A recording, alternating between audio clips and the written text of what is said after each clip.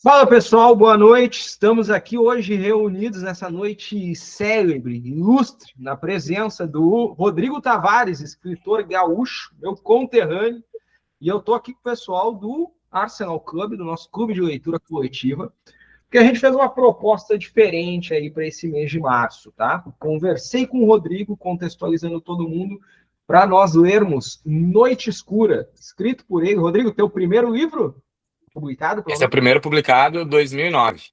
Perfeito.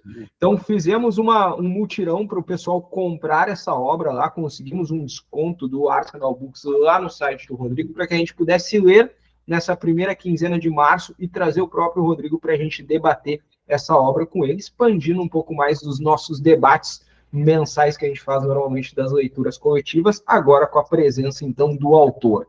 Então, todo mundo pode trazer as suas percepções, suas dúvidas, suas questões, apontar o que gostou, o que não gostou, e vamos lá, vamos trocar ideia sobre essa obra que me pegou no contrapé, tá? E eu já digo o seguinte, eu vou abrir perguntando uma coisa que eu gosto de conversar com quem produz, com quem é escritor, uma coisa que para mim é muito fundamental para tentar começar a entender como foi concebida a obra. Então, Rodrigo, primeira coisa que eu quero saber de ti, cara, quem são, como escritores, as tuas grandes influências, assim, quem tu mais sente que tem um impacto no teu modo de escrita e nas histórias que tu bota para o papel? Cara, bom, primeiro só vou agradecer o convite e a presença de vocês. Para mim é muito importante estar conversando com leitores, isso me encanta e faz parte do que eu estou sempre procurando, por isso que estou sempre nas redes sociais. Ah, e falar sobre Noite Escura em especial, que é um livro que eu tenho um carinho imenso, é um livro que eu lancei ainda muito jovem, estava cursando a faculdade de Direito, devia ter 21, 22 anos quando saiu, quando escrevi ali. E ele é um livro que ele tem uma história que depois eu conto para vocês, mas ele demorou um pouco para aparecer para o grande público. Mas te respondendo assim, de forma bem objetiva sobre as influências, eu tenho vários autores que tangenciam a minha literatura, tá? O principal deles, com certeza, é Érico Veríssimo. Por que Érico Veríssimo? Érico Veríssimo é um escritor que tem uma relação com a minha história pessoal, assim, o meu nome veio por causa disso, porque meu pai gostava muito do Certo Capitão Rodrigo, ali, do personagem do Tempo e Vento. Inclusive, na minha lembrancinha de nascimento, o meu nome era Rodrigo Cambará Ungarete Tavares, mas a minha mãe vetou na hora do registro, disse que era um absurdo fazer uma coisa dessa, que ele ia odiar. No fim, eu ia adorar, eu nem ia ser Rodrigo Tavares, ia ser Rodrigo Cambará, óbvio. Mas não deu. Eu só tenho essa prova que é uma lembrancinha de nascimento que as pessoas receberam lá, quem foi me visitar no hospital quando nasci. E então, a gente, quando tu tem um nome literário, eu acredito que pessoas que tenham outros nomes literários também, tu cresce com aquela mítica, com aquela curiosidade, da onde que surgiu, e assim que eu tive maturidade suficiente, eu comecei a ler O Tempo e Vento, né? Óbvio que eu li primeiro pelo enxerto de um certo Capitão Rodrigo, mas antes dele eu já tinha assistido aquela versão de 1985, 86, que saiu na Globo do Tempo e Vento, com Tarcisão fazendo o Capitão Rodrigo, com a Glória Pires fazendo na Terra, enfim, um grande elenco. Eu tinha um amigo meu que tinha gravado quando passou no canal Futura, então tinha tudo em VHS e eu assisti aquilo ali várias vezes. Então, Tempo e Vento fazia parte da minha formação enquanto pessoa, depois enquanto espectador e enquanto leitor. E é óbvio que quando eu virei escritor, essa influência, essa bagagem de leitura de Érico Veríssimo, já eu não tinha como me afastar, e pelo contrário, nem quero me afastar. É diferente de muitos autores contemporâneos que acham que estão criando a roda, não. Rodrigo Tavares, ele olha para os clássicos, ele aprecia a literatura clássica, reverencia seus ídolos e sabe que o que a gente está fazendo aqui é uma mera continuidade do que eles já fizeram. A gente não inventa a roda, tá? Tudo que vocês acharem de genial que algum autor contemporâneo está dizendo que está fazendo hoje em dia, se tu olhar Érico Veríssimo, ele já fazia. Ah, mas o cara, hoje em dia, estão fazendo livro de zumbis e não sei o quê. Vocês já pararam para ler Incidente em Antares? É uma revolta dos mortos-vivos lá que queriam ser enterrados e tinha uma greve no cemitério e o coveiro não enterrava ninguém. Então os caras se acordam e ficam putos na cidade. Então, Érico Veríssimo já fez de tudo. E acho que Érico Veríssimo é um dos autores mais importantes do país e um pouco menos lido do que eu gostaria, pelo fato de ser da nossa aldeia, ser Rio Grande do Sul. Assim, se ele fosse um autor do Rio, de São Paulo, que está do Nordeste, que a gente tem bastante autor, com certeza ele era muito mais lido e respeitado do que é atualmente. Mas, óbvio que Érico Veríssimo não é o único. Nessa época que eu estava lendo que eu escrevi, o Noite Escura, outros autores estavam fazendo parte ali da minha vida de leitor e com certeza me influenciaram. Cormac McCarthy, um deles. Eu escrevi Noite Escura quando eu acabei de ler Onde os Velhos Não Têm Vez. Não me lembro se já tinha saído o filme ou não, aí eu vou ficar devendo para vocês, Onde os Fracos Não Têm Vez, né, que mudou de nome O filme eu acho que é de 2005, cara. então já tinha saído o filme também. E aí eu tinha esse livro que eu sabia que era uma influência, Cormac McCarthy era uma grande influência de um autor que eu gosto muito, que se chama Daniel Galera. Então ele já tinha escrito outros livros, ele tinha Barba Ensopada de Sangue, É é gaúcho. gaúcho também, é de Porto Alegre. Na verdade ele é paulista, mas a gente conhece ele como autor gaúcho, assim, porque ele fez toda a formação de escritor em Porto Alegre. Barba Ensopada de Sangue, quem não leu, precisa ler, é um livraço. É um dos grandes livros nacionais, que hoje em dia não seria lido, porque é de um homem branco, hétero, mas que, por sorte, ele saiu numa época que isso aí não se levava em consideração e conquistou todo o espaço que merecia. Mas Cormac Tu te McCarthy. lembra só Oi, um adendo, tu te lembra do canal do Navegando? Ele tinha uma não resenha lembro. do o Navegando, que foi um, cara, foi junto ali com uma época que o YouTube não era tão estourado, o Navegando era um dos grandes canais ali, o pessoal é super saudoso com relação ao Navegando. O Navegando falava sobre o Daniel Galera e justamente sobre o Barba Ensopada de Sangue. Fez Esse resenha, livro, gente, se vocês algum dia tiverem vontade de botar outro autor nacional, coloquem numa leitura coletiva, porque é um livraço, realmente. E aí, o Barba Ensopada de Sangue, assim como Cormac McCarthy, escrevia os diálogos sem marcação, sem travessão. Então ele dizia, e aí, meu amigo, vírgula, disse, vírgula, e seguia o baile, assim, era um meio da narração que para mim era muito interessante, que causava uma estranheza de quem tava. E eu escrevi o Noite Escura assim. Mas aí, um autor muito jovem, saindo pela primeira vez, quando eu mandei lá para a editora, voltou todo marcado com travessão, tinham tirado toda a minha parte autoral, e eu não tive nem peito e nem coragem de dizer, não, mas eu quero manter. Isso aí é uma coisa que eu sinto muito, que eu nem tenho mais essa versão escrita toda com diálogos experimentais, assim, tipo, tudo que o cara dizia, eu botava vírgula, disse, vírgula, sem travessão, sem nada, como o Cormac McCarthy faz e como o Daniel Galera fez nesse livro. Então, com certeza, esses dois autores me influenciaram muito naquela época. Óbvio que Letícia Berchovsky também é uma autora que faz parte deste meu universo literário. Então, Jorge Amado é um autor que eu gosto bastante, principalmente do Terras do Sem Fim, que é um livro que poderia se passar no interior do Rio Grande do Sul facilmente. A gente troca coronéis por caudilhos e generais, e a história poderia ser a. Então, são autores que com certeza faziam parte deste escritor em formação. Mas tinham outros, Alceu Chewich. Eu sempre fui muito leitor de autores nacionais, tá? E aí, policiais em geral, Coleção Negra, eu tinha já algumas coisas, aquele italiano, enfim, tem bastante coisa que eu gostava já naquela época. Um que sempre foi importante para mim, e mais dois eu vou falar só. Senão eu começo a falar e nunca mais paro, né? Mas a gente tem o autor do Dashiell Hammett, que é do Ah, sim, Falcão o Maltês, Falcão Maltês. Uhum. que isso aí me impactou muito, que foi quando eu descobri que a literatura policial não precisava ser sempre limpinha, arrumadinha, sabe? Aquela coisa quadradinha da minissérie americana, e que podia ser um troço mais dirty, mais sujo. E também o do Longo Adeus, agora, Raymond Chandler. Isso aí com certeza me influenciou bastante, porque as edições da LPM aqui no Rio Grande do Sul, como ela é uma editora gaúcha, a gente tinha acesso em qualquer lugar e os pocket deles realmente eram pocket, eram livros baratos, com papel da polpa da celulose, aquele papel bagaceiro barato. Então tu comprava esses livros aí por R$ 8, nas feiras do livro. Então, hoje já não é mais tão barato, né? Não, eu acho que nem tem mais com aquele papel baratão, né? Não, não, não. Tem papel não. E uma E influência. Oi, não, é pode falar. curioso você falar do Raymond Chandler, né? Porque você está Isso. gostando tanto do Michael Connelly, e o Michael Connelly, não sei se você sabe, mas ele cita muito como inspiração o Raymond Chandler, né? Então tem Ele fala, alguma lógica na minha cabeça, alguma então, engrenagem me ele trouxe fala isso. que foi uma das grandes inspirações para ele escrever, que era um dos que ele mais gostava, né, da literatura policial. Tanto é que eu comecei a ir atrás dos livros dele, acho que saiu aqui pela Alfaguara a última vez.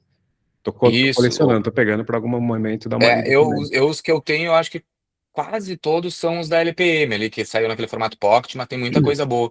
E tem um filme que saiu muito interessante do policial Philip Marlowe, com o.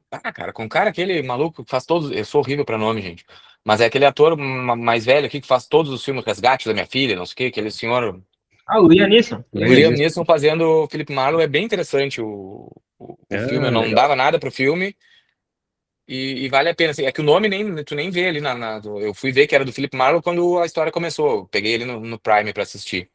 E tem uma referência que é muito, muito, muito forte em toda a minha literatura, com certeza, que aí eu vou lá para minha formação de leitor em sebos. O André é bastante de sebo, não sei se o Diego vai bastante, mas assim, sebos no Rio Grande do Sul. Porra. Anos 90 e 2000, tu chegava assim, tinha uma prateleira inteira de Tex. E eu acho que eu me fiz leitor Era com nessa daí Tex. que tu ia me achar. Tu ia me achar nessas aí. Cara, eu comecei a fazer o Tex mensal lá na volta do número 290 e poucos, porque eu me lembro que eu cheguei no 300, Oklahoma, que ainda para mim é uma das histórias mais legais do Tex. Eu reli ela uns 2 anos atrás. Ah, e aquelas histórias do Bang Bang italiano, do Tex, aquilo ali me fez entender muito da dinâmica de personagens do teu protagonista, com os personagens que ajudam a história a ir pra frente. E eu tenho certeza absoluta que o que eu aprendi ali no Tex eu uso hoje em todos os meus livros. O Andarilhos aparece muito do Tex, o Carancho aparece muito do Tex. E não é a troco de nada que a capa do Noite Escura ela tem essa pegada também, tipo, de desenho feito à mão. Eu contratei um cara pra fazer, mandei Uhum. umas fotos do interior do Rio Grande do Sul e disse, tá, meu, faz um pistoleiro aí, um chapéu do Tex. Então, com certeza, todas essas pequenas referências estão tanto no Noite Escura, mas também nos meus livros que vieram depois, né? Excelente, excelente. E, cara, só fazendo uma correção de uma informação aqui, o Onde os Fracos Não Têm Vez, então, que foi a adaptação, foi em 2007, tá? O livro é de 2005. O livro é de Tá, então 2005. foi mais ou menos eu li e vi o filme junto, porque eu escrevi este livro provavelmente em algum pedaço de 2008. E esse livro foi engraçado, porque eu lancei ele eu tinha um blog, e eu lancei ele em capítulos no blog, aberto para todo mundo ver. E aí, porque aí a minha ideia. Tem duas influências que são clássicas nesse livro aí também. A série 24 Horas, né? Vocês vão ver Foi os os horários horários. ali, Aham. é inspirado em 24 Horas. E a questão dos folhetins. E era uma época que eu estava lendo Dan Brown, e o Dan Brown sempre acabava um capítulo assim com um gancho muito forte para te ir pro próximo Sim. capítulo. E eu Uhum. queria experimentar, tentar fazer aquilo ali com o nosso universo, assim, tipo, tá, vou acabar o capítulo sempre com suspensão para a pessoa não parar de ler. E era um formato folhetim, e eu lancei ele em formato folhetim. Então eu lançava um capítulo por semana no meu blog. Eu não me lembro se chegou a sair no jornal de Bagé, mas talvez sim, porque eu sempre publico em jornais. Mas as primeiras publicações deles foram assim. Aí depois que acabou se lançando o livro em formato pulp, que a minha ideia até era, eu tentei fazer, mas não consegui. Eu queria que ele tivesse 128 páginas, para que era o tamanho mais econômico. Se vocês pegarem aquele pulp de 10 por 15 em sebo, tu vai olhar, todos eles têm 128 páginas. Por quê? Porque era exatamente o tamanho da dobra de uma folha gigante, daquele papel que dava 128 páginas. Então todo o autor ficava limitado naquelas 128 páginas. E eu queria ter feito isso, mas não consegui, porque tu, fazendo no Word, tu não tem tanta ideia do tamanho que teu livro tem, né?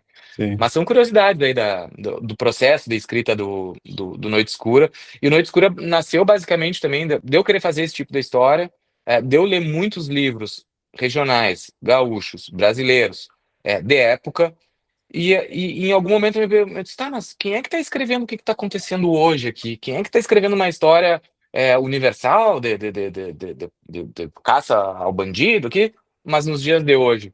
Porque a gente ainda está aqui, a gente vive, a gente está vivo. Por que quando vai falar do gaúcho, tem que falar de um gaúcho de 1800? Então eu, antes de ir para o gaúcho de 1800, que era um sonho meu escrever, eu digo, não, eu vou fazer um livro que mostre que a gente está vivo aqui ainda. E eu escrevo isso, se eu não me engano, na nota do autor, só que isso aqui lá em 2008, vamos dizer que eu escrevi. E de forma involuntária eu continuei essa jornada, escrevi o Andarilhos depois, e fui me dar conta lá no Ainda que a Terra se Abra, que eu ainda estava tentando falar sobre a gente que está aqui no dia de hoje, vivendo no interior do Rio Grande do Sul.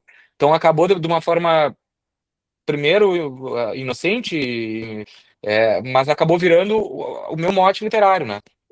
Todos os meus livros eles se passam neste mesmo multiverso. Quando eu morrer ou quando eu parar de escrever, tu vai poder encaixar todos os livros e todos vão se passar no mesmo universo. Por exemplo, a cidade do Noite Escura é a mesma cidade do Ainda que a Terra se Abra, que por sua vez é o futuro dos mesmos cenários onde se passam o Andarilhos e se passa o Carancho. Personagens do Andarilhos, 30 anos mais novos, estão no Carancho, fazendo uns cameos, eles dão uma parecida ali, nada muito chamando tanta atenção para si, mas estão lá. Um leitor mais atento da minha obra vai enxergar essas referências. E os lugares são os mesmos, assim, e as histórias que eu tenho já organizadas para escrever também se passam nessas mesmas localidades. O livro que eu tô, a novela que eu vou lançar junto com outros amigos, que é um policial, ele vai. Vou dar só um breve spoiler, assim, porque não é nada demais. O cara é um leão de chácara ali, cuida uma zona em Porto Alegre, um puteiro. E só que essas meninas, garotas de programa, elas viajam para o interior, ficam numa cidade do interior atendendo durante uma semana, fazem um caixinha e voltam para a cidade, deixam os homens da cidade felizes e elas felizes porque voltam com dinheiro. E aí, a namorada dele, que trabalha como garota de programa, vai pro interior e não volta. Então, tipo, este cara acaba virando um detetive involuntário porque ele vai pro interior e, coincidentemente, é São Francisco do Sul. É a mesma cidade do Noite Escura e é a mesma cidade do Ainda que a Terra se Abra. Ele é um detetive involuntário, mas um corno voluntário. Ele é um corno voluntário, ele é um pobre do cara. Na verdade, esse detetive aí, o que aconteceu com ele? O mote do personagem é de uma pessoa que eu conheci na vida real, tá? O cara trabalhou infiltrado durante vários anos, não a parte do corno, tá? Se tu tá vendo essa live aqui, não é isso. Nossa, que dó. É um amigo, porque... é um amigo.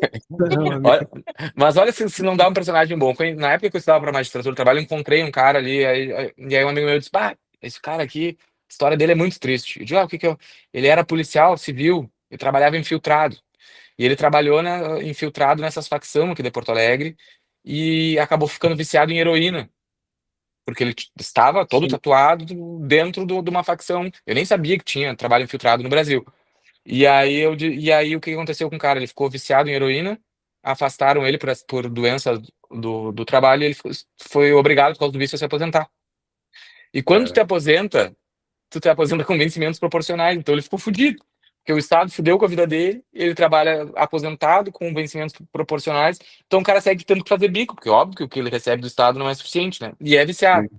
Então eu digo, esse cara aqui é um personagem interessante para literatura, né? Porque eu faço um ex-detetive viciado, fudido, que trabalha de leão de chácara numa zona, ter que voltar ativa para resolver um problema pessoal, né? Então, essa é uma história que provavelmente vai ser no segundo semestre, já tá escrito.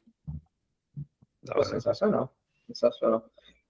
Eu quero abrir com mais uma pergunta, mas eu vou direcionar essa pergunta, então, para o pessoal, e aí abrir para todo mundo começar a falar suas percepções a respeito da obra, porque tu puxa um aspecto interessante, Rodrigo, que é justamente tu falar sobre nós, povo gaúcho, que ainda estamos vivendo aqui. Nós ainda estamos aqui, né?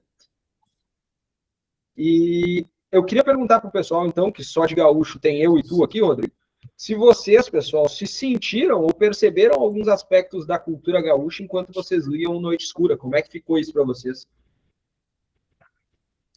Cara, eu acho que eu posso falar primeiro, porque lendo a sua obra, eu vi o tanto que o interior do Rio Grande do Sul ele é parecido com o interior aqui de Minas Gerais, em alguns aspectos.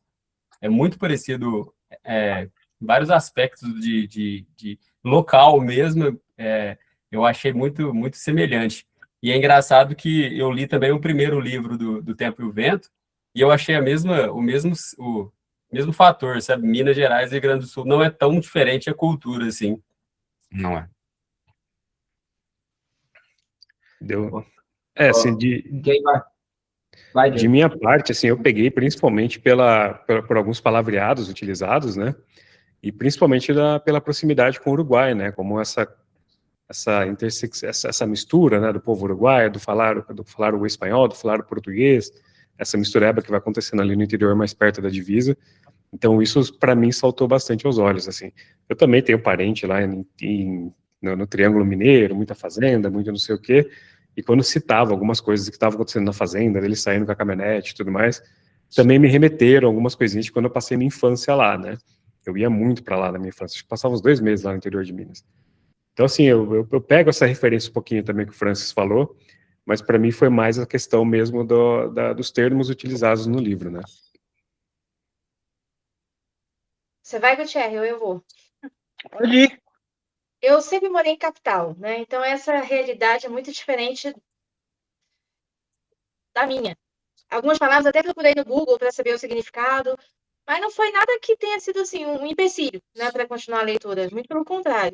Eu tô no comecinho do Andarilhos. O Andarilhos está, para mim, isso está mais marcante, essa fala mais regional do que o Noite Escura. Não sei se é impressão minha só, mas tá, as expressões eu nem vou saber replicar agora, assim, tipo, da montaria, no cavalo, assim, é muito diferente do que eu tô acostumada. Mas é muito interessante, né? Que você se coloca numa realidade totalmente diferente da sua. E Uhum.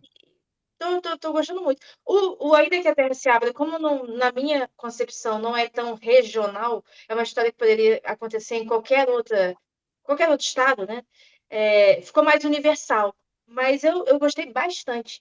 Eu posso só fazer um pequeno parênteses assim, para fazer uma Por pergunta para você em favor, relação ao que você estava falando antes?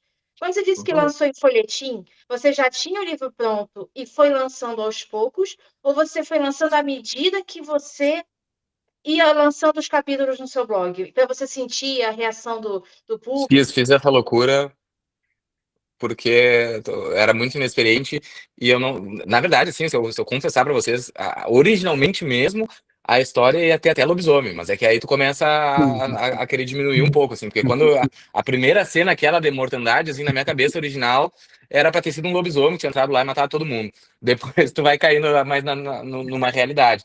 Mas eu fui escrevendo conforme, porque na verdade, assim, o trabalho de escritor é muito chato, é solitário, assim, então.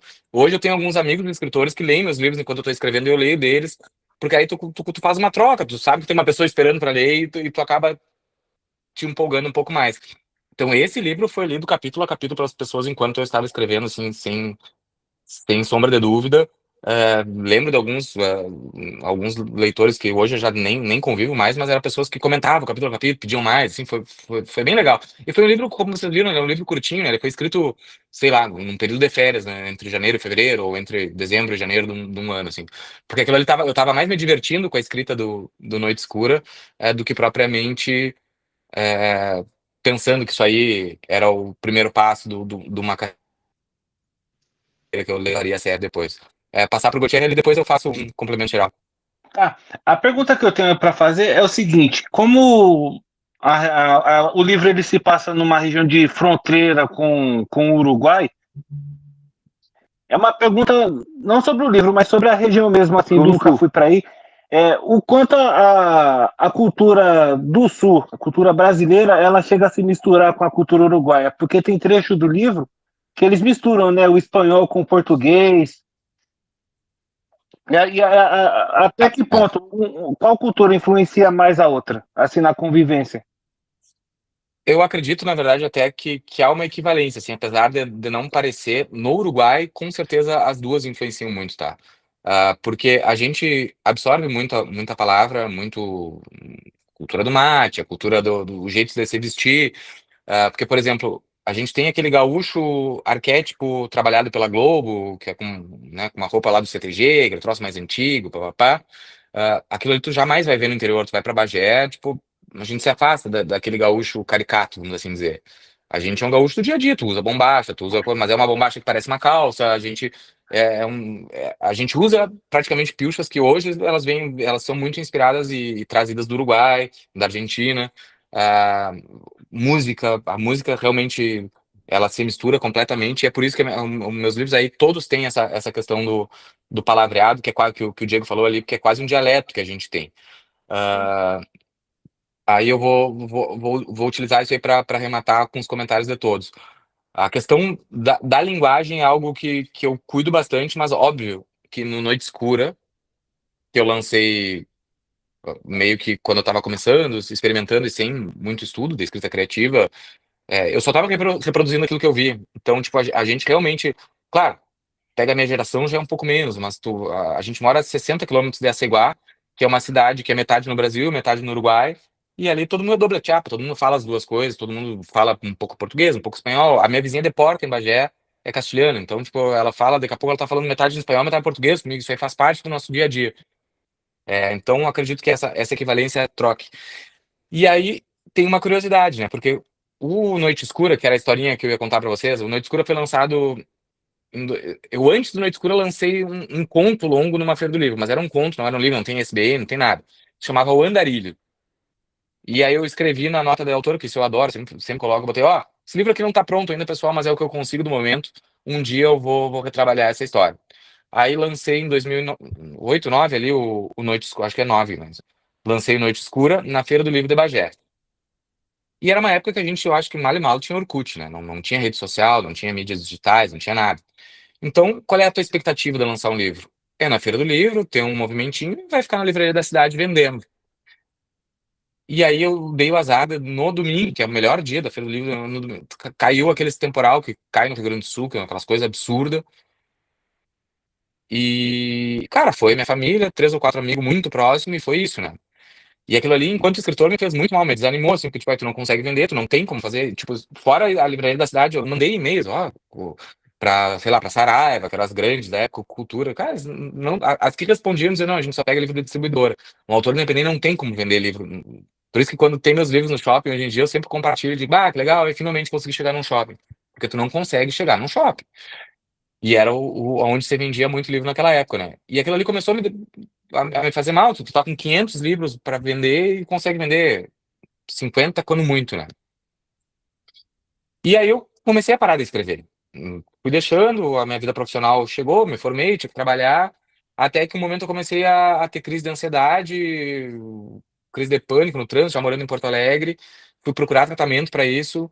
E lá no meio do tratamento, isso em 2016, eu comentei meio que desmotivado com o cara, diz, eu sinto, uma das coisas que eu sinto falta é escrever, que eu não parei e me constrange quando alguém me apresenta como escritor, autor de Noite Escura, se eu não estava escrevendo mais nada, eu ficava realmente constrangido com aquilo, não me sentia mais escritor.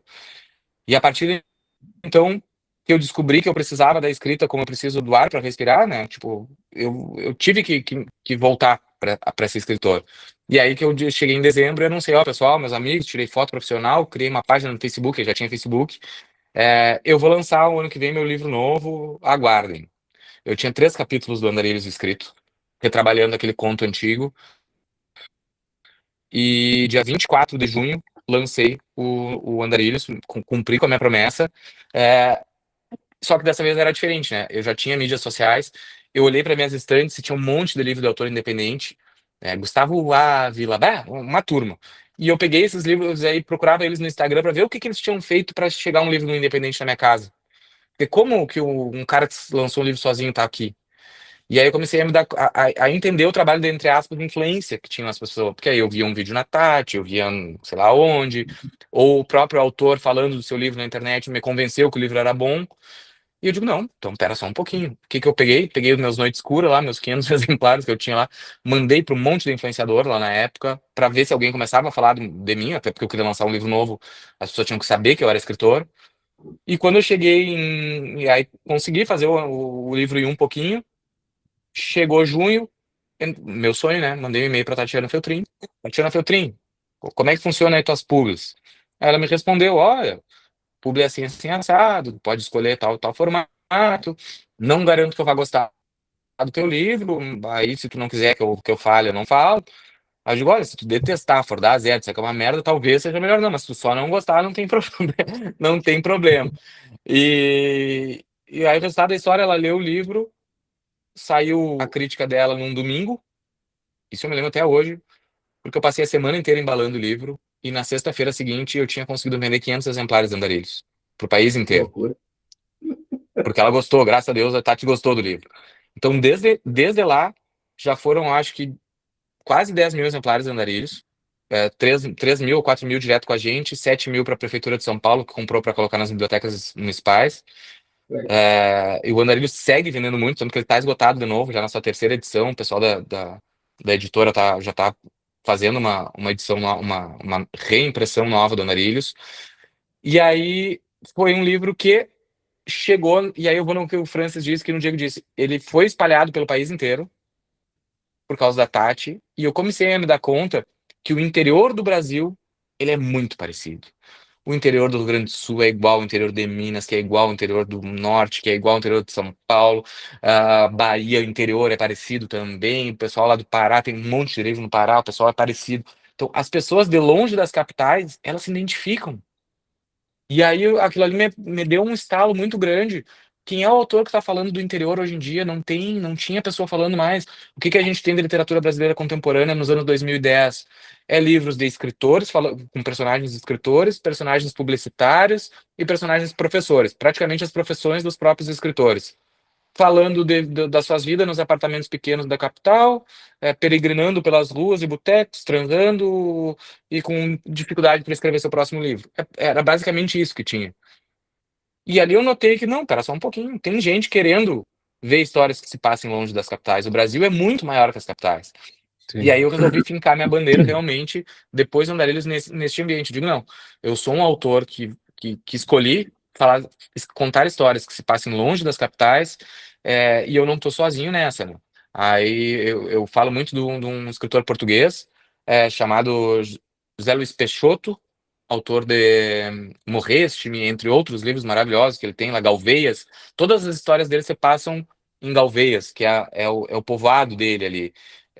E eu achei que eu tinha o direito também de fazer todas as minhas histórias passando no meu povoado, lá perto de Bagé, na cidade fictícia que eu criei, inspirado um pouco em Bagé, um pouco a Ceguai e um pouco Pedras Altas, que são 3 localidades que fazem parte aí da minha vida e da minha infância. Só que o Andarilhos, que a Mariana tá lendo, ele realmente...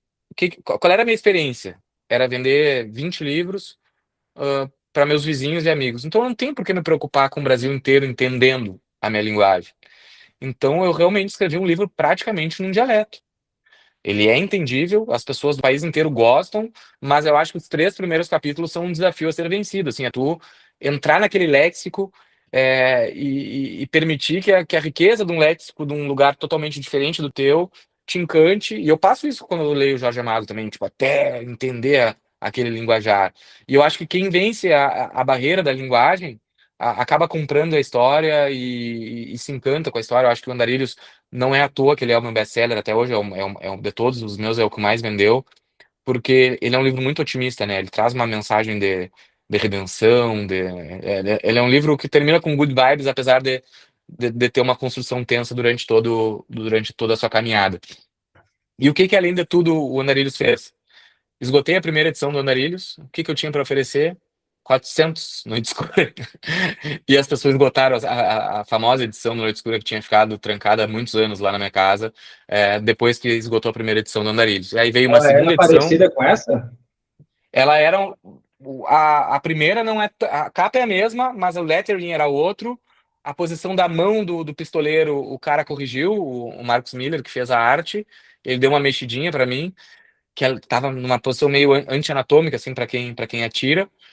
E a diagramação era uma diagramação bem mais clássica, assim, folha branca, normalzona. Aí já na segunda e terceira edição, quem fez a diagramação para mim foi o Samir Machado de Machado, que é um autor brasileiro, ganhou Jabuti ano passado. Só que antes ele era dono de uma editora chamada Dublinense e Não Editora. E a Não Editora, ela tinha uma coleção de livros de ficção de polpa, se chamavam. Tem histórias preciosíssimas para quem gosta de livro policial ou esses de fantasia. Tem uns 7 ou 8 volumes de contos que se chamavam ficção de polpa.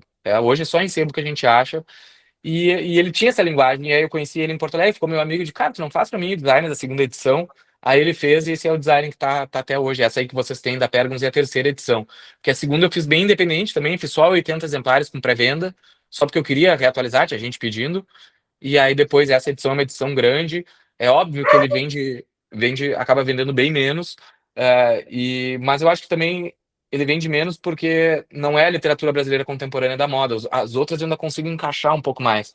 E eu acabei de falar nas stories ali, que bom que vocês têm essa proposta no Instagram de falar de livros diferentes, de gêneros que não é todo mundo que está lendo e falando, porque é um jeito de eu conseguir ter um espaço para apresentar o Noite Escura, que é um livro que eu tenho um carinho enorme, e acho que ele, enquanto proposta editorial também, é um pouco diferente do que a gente vê, mas é um livro, sim, eu sei que ele tem seus defeitos, é um livro que se eu fosse escrever hoje, ele seria bem diferente, mas é um livro que eu tenho um carinho enorme. E, na verdade, o prólogo dele ele foi escrito para a segunda edição, né? O prólogo da primeira eram só duas frases, e ali tem o Rodrigo já de 2017 dando uma melhorada no prólogo. O resto é tudo igual, praticamente.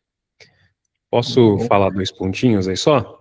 Por favor, Quando você falou ali do dialeto, né, que pode ser uma barreira para algumas pessoas, tal, acho que quem está acostumado a ler um pouco mais ficção histórica está acostumado a ver mais termos de outros locais, de outras épocas, outros períodos, né? E para mim, quando eu vejo esse tipo de coisa, ela não funciona como barreira, ela funciona como aclimatação, né? Ela funciona como a gente se colocar naquele local, sentir naquele local e tudo mais, né? Então acho que às vezes também é um pouco de falta de costume da pessoa de ler algo fora do local dela, algo muito contemporâneo, como você falou, só Rio de Janeiro, só isso, aquilo, e que é muito comum também em novela, né, cara?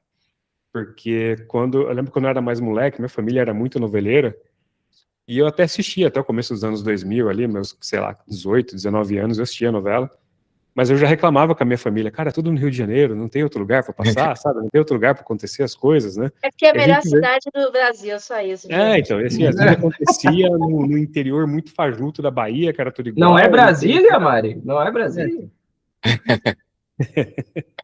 Então, assim, é a mesma coisa que você relatou da literatura, também acontecia lá na novela, aqui no Brasil, né? Tudo muito, muito nichado, né? Muito focado, assim. É no Rio de Janeiro em 1800, é no Rio de Janeiro nos anos de hoje, é no Rio de Janeiro não sei o quê. Tanto é que algumas novelas que saíram desse cenário, né? Terra Nostra, algumas coisas assim, fizeram um baita no sucesso, né? Que comunicava com esse interior, comunicava com esse tipo de outra literatura também, né? Então, Na era verdade, dois... uma novela do interior que, na verdade, rompeu completamente as barreiras foi o Pantanal, né? Porque o Pantanal a Globo não quis gravar, porque também, era muito difícil de gravar no Pantanal e porque para eles não tinha lógica uma novela ser toda gravada em externas, porque a Globo fazia tudo em estúdio até o Pantanal. E aí o que aconteceu? Que o Pantanal da TV Manchete destruiu com a audiência da Globo, e a partir do Pantanal a Globo começou a ter novelas um pouco deslocadas e com muitas externas, que era algo que não tinha, né? Sim. Pô, pra mim foi um marco, foi A Casa das Sete Mulheres. Né? A Casa das Casa Sete das Mulheres Sete Mulheres. Vocês sabem que ela é, acho que a série até hoje mais assistida no mundo e a mais reprisada no canal Viva. Acho que ela passou umas 6 ou 7 vezes Sério? no Viva. Pô, Uma é entrevista da muito Letícia, eu foda. vi ela falando. Muito O foda. Tchê? Você falou de novela aí. Você acha que falta muito assim tanto novela, filme, série brasileira, ter uma divulgação melhor do Sul? Porque geralmente quando tem uma divulgação é muito estereotipado, né? Uhum. O último que falou do Rio Grande do Sul foi o nosso presidente aí, que ele falou que Pelotas tinha uma exportação diferente. Olha, eu até acho que que dá para ser uma representação melhor, mas eu dou o braço a torcer ali em entender as dificuldades. E assim, o André sabe ali, o gaúcho é um cara muito chato, né? A gente quando é Não, quando é fale por ti, Rodrigo. Fale por ti. Não, mas questão da cultura gaúcha, assim, quando aparecem, a Casa das Sete Mulheres foi um troço maravilhoso, muito bem feito, mas óbvio que com vários erros grosseiros, de várias coisas.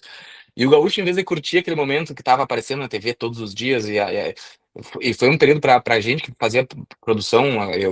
Nessa época eu participava de festivais nativistas, só para vocês terem uma ideia, que é um festival de música. Então a música estava em alta aqui no Rio Grande do Sul, tipo, isso aí fez um bem pro estado em forma de cultura, e as pessoas conseguiam reclamar. Vocês não têm noção que a Letícia Verchovski, que é a autora do livro da Casa das Sete Mulheres, sofreu chamada de tudo que vocês podem imaginar por ter ousado ser sucesso, porque no Brasil é ruim ser sucesso, né? As pessoas ficam bravas.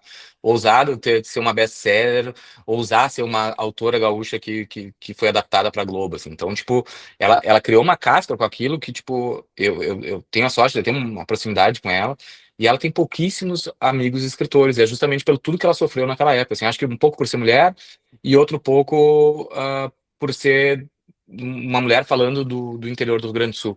Então, eu acho que falta um espaço de umas adaptações melhores. Acho que falta. Não é questão de divulgação. Eu acho que falta as pessoas realmente divulgarem outras obras, porque outras obras gaúchas que são interessantes. A própria continuação da Casa das Sete Mulheres é maravilhosa, foi totalmente ignorada. Sei lá, Ferro e Fogo. Sempre que vão adaptar alguma coisa gaúcha, é o Tempo e Vento. E até a Casa das Sete Mulheres ela já foi comprada por um streaming e eles vão adaptar de novo também.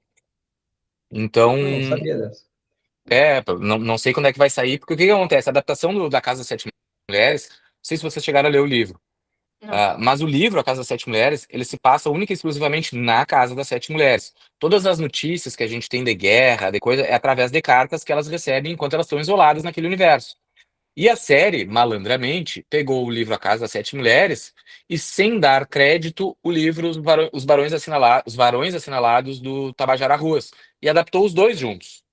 Porque é o mesmo período na história dos homens é o do Tabajara Ruas. Todas as histórias de guerras, de batalhas, são copiadas do livro do Tabajara Ruas. E a parte das mulheres, da Letícia Berchovsky. A Globo adaptou os dois livros numa série só. Não deu Mas os ele créditos, não o que eu levou os acho muito créditos. errado. Não levou. E a Letícia, inclusive, ela disse que quando havia a série, disse que tinha cenas iguais às do livro, e ela ligava pro Tabajara, que o Tabajara é padrinho literário dela. Ela, Tabajara, tu me desculpa, olha o que eles fizeram, não ter citado, o que que eu faço? Só que ela não tem culpa nenhuma, né? Ela só vendeu os direitos da adaptação. Puta. Então parece que essa adaptação nova Não pretende posso focar acreditar só que na a história das Globo fez mulheres. uma coisa dessas. A Globo não faria uma coisa dessas. Não posso acreditar nisso. Tu tá Imagina que brincando. absurdo. Ai, olha, eu vou te falar que hoje em dia eu tenho até medo se tiver uma adaptação de algum livro que se passe na ambientação no Sul, feito pela Globo, porque é capaz de eles botarem todo mundo como racista, Eu ia falar isso. Pode acontecer. Eu ia falar isso. ser uma Porque coisa horrorosa. hoje em dia, além de não ser divulgado a cultura gaúcha, quando é divulgada em maus lençóis, né? Com Sim, sim, sim. um Não, é prisma. impressionante como tem assim, uma generalização de que gaúcho é racista. Cara, e Ponto. é uma coisa que, pelo menos pra mim, eu comecei a perceber muito exacerbado, sei lá, de 1 ano e meio pra cá, 2 anos pra cá, assim, uma coisa muito bizarra, cara. Sim. Tá muito acentuado, assim, eu não entendi de onde veio isso até hoje. Gosto muito de nos adjetivar com todos os istas possíveis, né? Ah, Mas, sim. se vocês. Eu não quero citar meus livros, mas assim, o meu livro, acho que Noite Escura é o que menos tem, assim, mas tipo, o Andarilhos, o Ainda que a Terra se Abra, o Carancho, são livros que têm.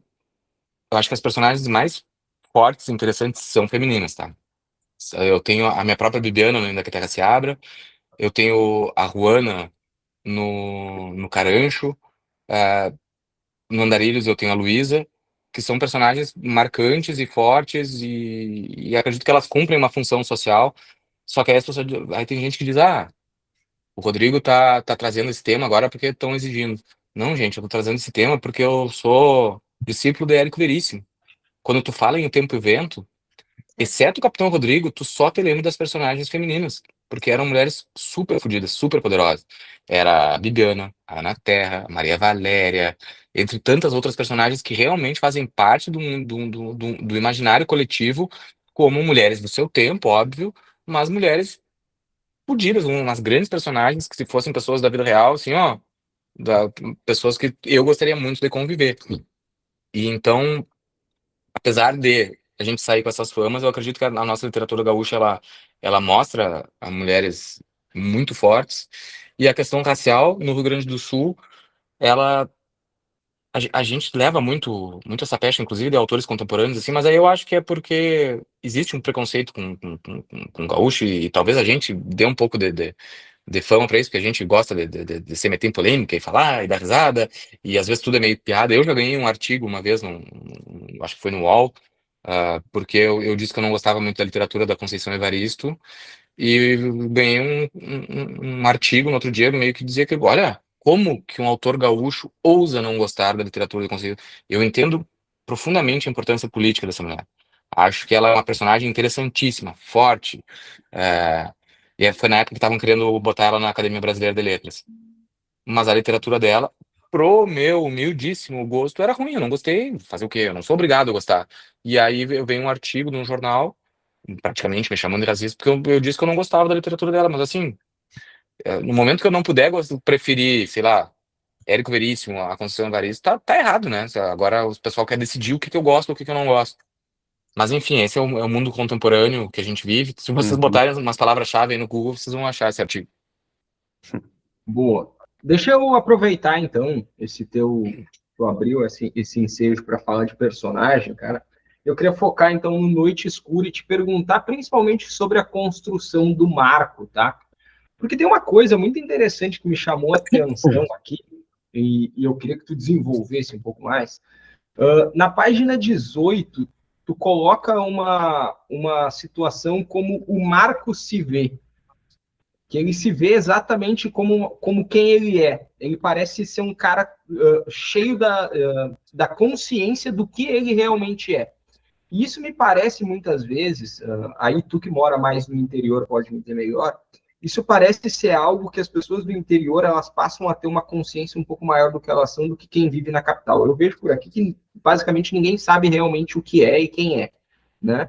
E quando tu vê o Marco ali tão ciente do que ele representa e colocando o grau de importância que ele de fato tem no mundo, eu achei muito interessante essa construção do personagem. Como é que foi para te construir, então, o protagonista de Noite Escura? O Marco eu queria construir, na verdade, a gente vê isso aí bem dessa época que o anti-herói tá em alta, tá?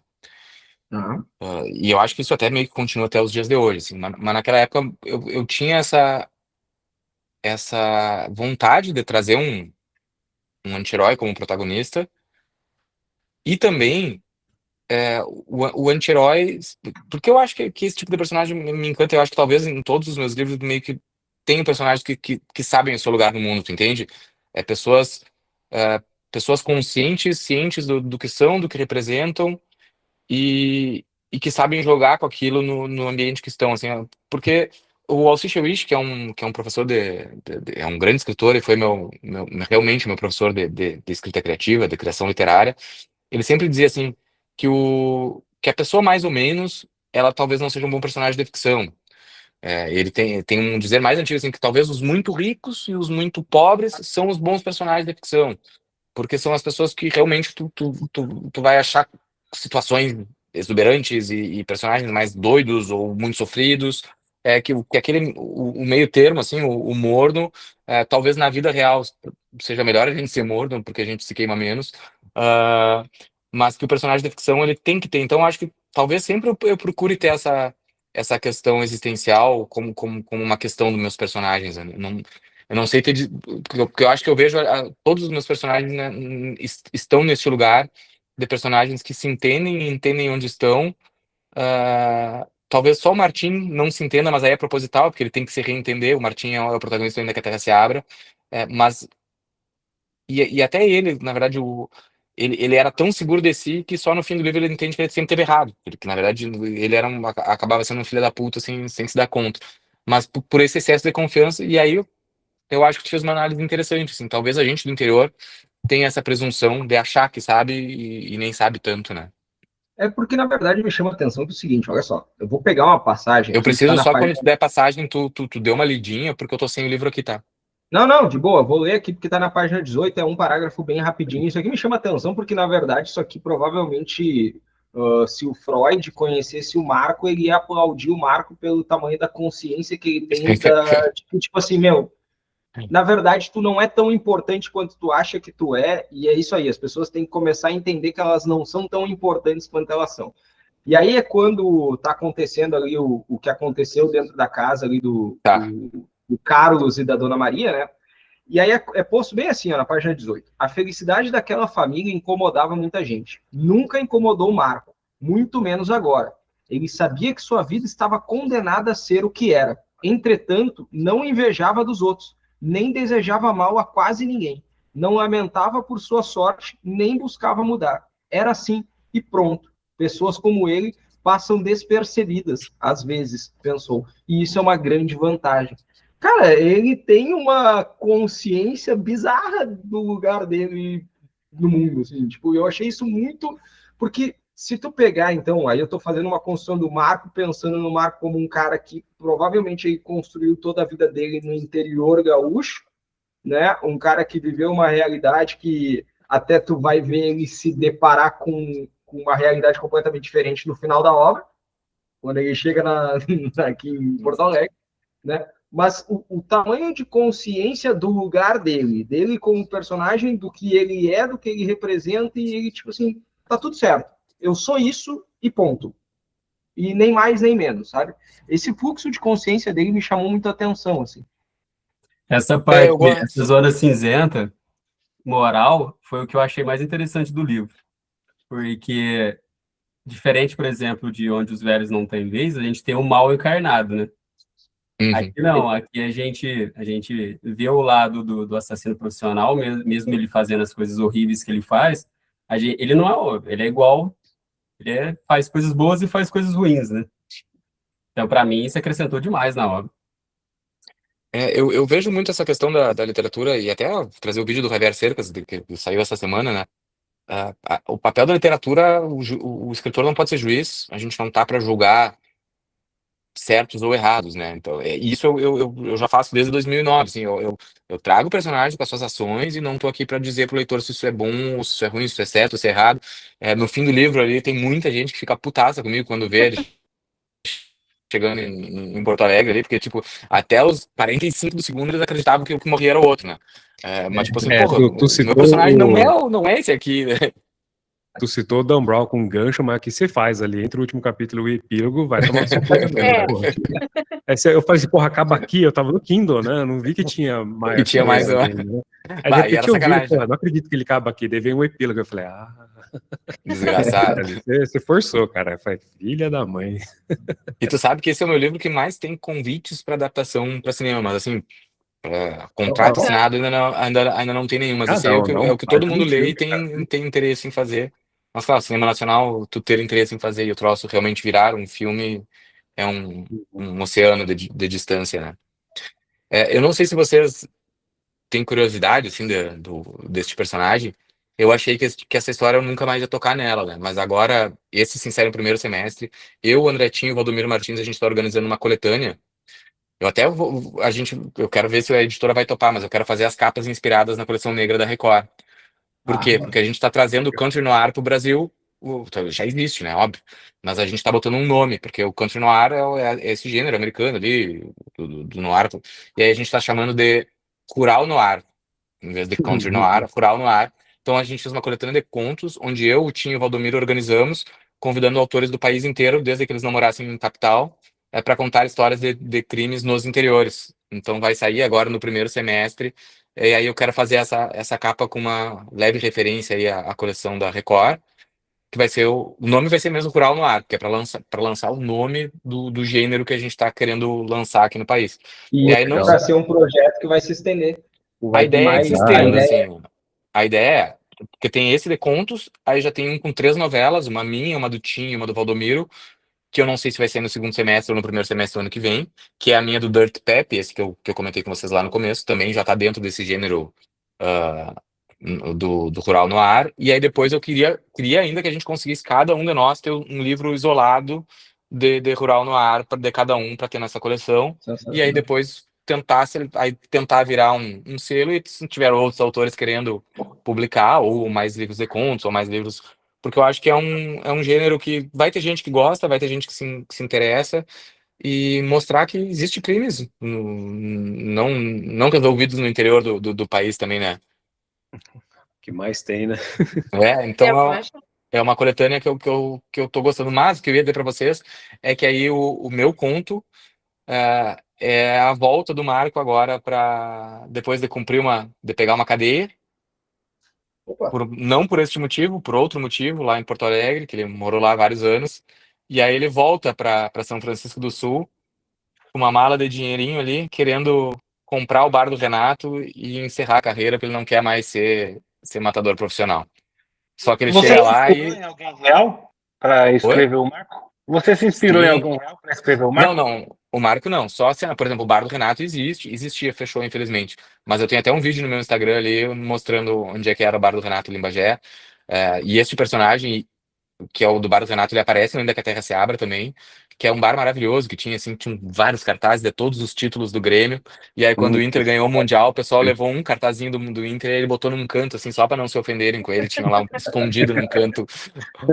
Era um bar, Mas e você o tio Renato. Você fez questão de assinalar que os do Grêmio era muito mais do passado, né? Os do Grêmio eram um volume um pouco maior, né? Mas mais do Cara, passado isso é também, muito né? Brasil que eu tava falando, que é muito parecido. Se for ver Minas Gerais, se for ver bar de Atlético Mineiro e Cruzeiro, é a mesma coisa. Aqui também. São Paulo, Corinthians. Então, aí esse personagem voltando, só que aí você se lembra do Poderoso Chefão 3, né? Quando não tem como a gente quer sair da máfia, mas a máfia nos puxa de volta. E aí é sobre isso, esse conto que vai ter do Marco no Rural no Ar. E o Marco Não, se mas separou da Mariana nessa sua continuação? Ah, eu falo, mas muito brevemente do que aconteceu. Porque Tu ela é uma sabe que a, insatisfeita. Oi? Ela é uma insatisfeita, né? Ela tá Era uma visivelmente insatisfeita. infeliz. Mas eu só posso dizer mas, pra vocês que ele tá voltando sozinho agora. mas tu sabe que a relação do Marco com a Mariana, ela me lembra demais a relação do Leonly com a mulher dele em Onde os Velhos Não Têm Vez. Como é que é o nome da mulher Ah, dele em Onde os bem Velhos Não Têm provável Vez? Eu que não tenha lembro. sido uma das referências, assim, aquela mas relação mais fria, e ela totalmente frustrada com aquele Mas a ambiente. Mariana, eu entendi a referência que você fez, mas a Mariana eu senti que ela tem noção maior do que o Marcos faz, do que Ah, não, a total. Sim, A outra sim, era mais total. tapadinha, assim, né? mais A tapadinha. Mariana, Ela ela ficava, sabe. você fala, o que aconteceu? Onde que é esse dinheiro? Ela fica mais, né? Ah, não, a Mariana tem noção, só que é aquela personagem que, tipo, se não tem tu, vai tu mesmo. Tá uma merda isso aqui, mas não consegui nada melhor. Sim. Rodrigo, deixa eu te fazer uma pergunta. Você disse que pensou em mudar algumas coisas do livro. O final foi uma das coisas que você pensou em mudar? Não, não. Eu realmente sou satisfeito com esse final. Muito embora leve várias críticas com isso, teve gente que, olha, teve um cara que, o primeiro que me convidou, que queria adaptar, ele queria mudar completamente o final do livro. Mas no final É, faz sentido, né?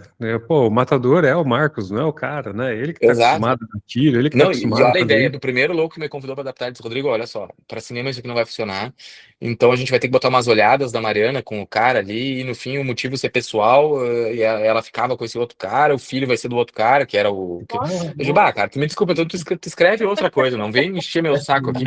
Nossa, cara. Nossa. Por que tu vai adaptar um livro se tu não gostou do livro, né? Vai também, tá? Fazer uma pergunta também sobre o livro. Agora que você citou aquele lobisomem lá, eu tive uma. Logo que começa, né? Os capítulos são curtinhos. A gente vê ele aceitando a proposta, muito por orgulho, né? Por o cara falar que ele não vai conseguir, ele aceita por orgulho e tal. E quando a gente já vai ali pro segundo capítulo, segundo, terceiro capítulo, a coisa já aconteceu, né? Exato. Ele já tá lá voltando para corrigir o erro dele de pegar o negocinho que ele deixou para trás, a correntinha. E, cara, eu voltei umas 2 vezes isso, eu falei, não, eu perdi alguma coisa, será que tá faltando alguma coisa aqui no Kindle, alguma página, alguma coisa que assim, né? Porque eu fiquei esperando o assassinato acontecer, e aí ele cometeu o erro no meio do assassinato e tudo mais, né? E de repente, não, o erro já tá cometido, ele já tá lá, tem 3 Já histórias, foi. então a gente vai entender qual foi o erro e os erros vão piorando cada vez mais. Então, como que veio essa sacada sua, como que veio essa ideia de não mostrar o assassinato em si, só mostrar o erro crescendo exponencialmente ao longo do conto?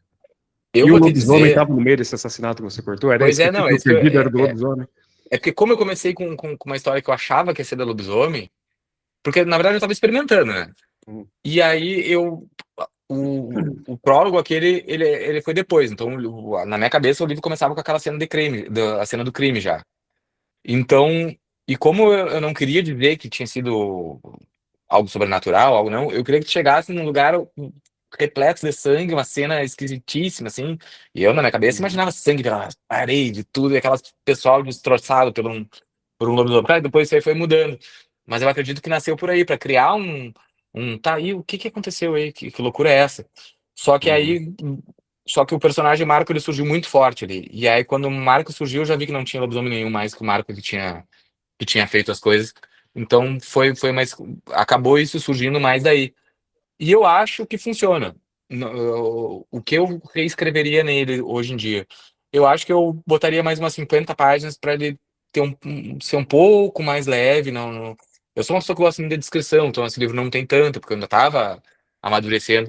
Mas eu também acho que, como livro pulp, que era a minha inspiração, talvez o Rodrigo da época ele seja mais certo do que eu, então melhor não mexer. Sim. Não, eu Né? Porque gostei a bastante. literatura pulp tinha muito disso, né? Eu Eu vou gostei só bastante. Eu acho aproveitar que do jeito que tá. eu só vou aproveitar o ensejo do Diego, porque isso aconteceu comigo também, tá? E eu achei uma baita de uma sacada, pelo menos uma sacada diferente. Porque Foi eu diferente. comecei a ler aquela cena e eu, caralho, tá, eles chegaram ali, Alguém matou antes, né? quem fez essa merda então? Então onde é que vai descambar isso aqui? Caralho. Daí eu comecei, não, mas eu perdi alguma coisa, velho. Não é possível. Tu vê, nunca ninguém tinha me salientado isso, mas realmente é. Eu comecei, cara, eu cheguei a voltar. Eu li de novo, falei, não, Exato. Eu calma tô no aí. Kindle, eu falei, não, tá com defeito esse Perdi arquivo. Mas aqui. sabe o que eu acho que Vou é reclamar. Eu vou Eu acho que Aí reclamar quando na eu comecei a razão, pegar as nuances ali do iniciozinho mesmo da obra, eu falei, cara, isso aqui já é pós-crime, porra. Aí que eu comecei a me ligar, deu, porra. Aí eu gostei, achei diferente, tá ligado? Achei que ficou Exato. uma sacada diferente. Eu acho que a confusão surge ainda, porque eu também tive o mesmo que vocês. É porque demonstra que o Marcos, ele é uma pessoa boa, né? Ele tá olhando a esposa, tá assim, tá sentindo remorso. Aí você não espera que ele é o assassino. Eu acho que foi uma sacada muito boa, né? Mas ele é um bom, só que o assassino é o trabalho dele. É, Bom, No fundo, ele é um pessoa cara bom. boa não, né? No Não, trabalho, Ô, nem sempre a gente é a mesma coisa que na vida privada, né? Rodrigo, você já pensou em escrever um livro contando a origem do Marco e da Mariana? Olha, acredito que nunca pensei nisso. Eu sempre pensei no que vinha depois. Nunca pensei em contar o que vinha antes. Mas achei que eu nunca ia fazer, tá? Porque a literatura, ela tem essa. Ela te leva para uns caminhos ali quando tu tem, entre aspas, uma carreira literária. Palavra bem feita. E aí, tipo, e isso aconteceu muito comigo, por exemplo. Eu escrevi anos depois o Andarilhos. E aí, meu próximo livro, porque eu gosto muito de fantasia, de terror, essas coisas assim. Meu próximo livro se chamava. Como é que era o nome? Era O Cerco, ah, in- inspirado nesse cerco de Bagé, mas era um cerco completamente maluco, assim. Era um cerco de uma cidade que ficava meio que numa quarentena, e só que dentro da quarentena tinha uma trupe artística que era de vampiro, então ia morrer todo mundo. Eu gosto dessas loucuras, assim. E aí, e eu tava meio que fazendo uma mentoria até com o André Bianco na época ali, tipo, a gente tava trocando uma ideia do livro, só que e aí, enquanto eu tava escrevendo isso aí, o Andarilhos estourou. Eu digo, "Tia, como é que eu vou quebrar totalmente uma expectativa fazendo agora um livro de vampiro, de horror total, assim, tipo, eu vou confundir a cabeça do quem tá comprando meus livros, né? Então aí eu arquivei essa história, tá lá, eu tenho ela toda esquematizada já, acho que provavelmente não vai escrever, porque eu já tenho 1 milhão de histórias que eu quero escrever antes. Mas era um livro bem interessante, só que essas questões de tu pensar a tua carreira e o caminho que tu vai, tu acaba indo. E aí, tipo, o André Bianco me disse uma coisa que aí depois pra mim serviu de. Porque eu, tipo, queria saber o que tava muito na moda, coisa de vampiro naquela época. Tinha um livro maravilhoso do. Até não me lembro o nome do George Martin, que era também de Sonho Febril, talvez, era muito legal. E aí o cara disse, Rodrigo, a primeira coisa que tu tem que. Pra decidir qual é o teu próximo livro, é assim, ó. Escrever um livro que tu tá afim de ler. E ali meio que matou, assim, pra mim. Porque eu digo, não é o que eu tô afim de ler isso aqui. Eu tava fazendo um livro, talvez, para um mercado que nem era o meu público, mas tava abandonando de escrever um livro que eu queria escrever. E aí eu fui pegar uma matéria que eu me mandei, saiu na Zero Hora, em 2016, talvez. Não, 2015. Não, é antes. Eu ainda tava estudando, 2014, por aí. E eu mandei, assim, um e-mail pra mim mesmo. Daria um livro. E aí eu fui lá pesquisar. Daria um livro. Aí era um artigo que saiu na Zero Hora sobre o que era chamado de neo-rurais. Eram pessoas que estavam indo embora das cidades grandes, porque não aguentavam mais morar em cidades grandes e estavam indo para o interior.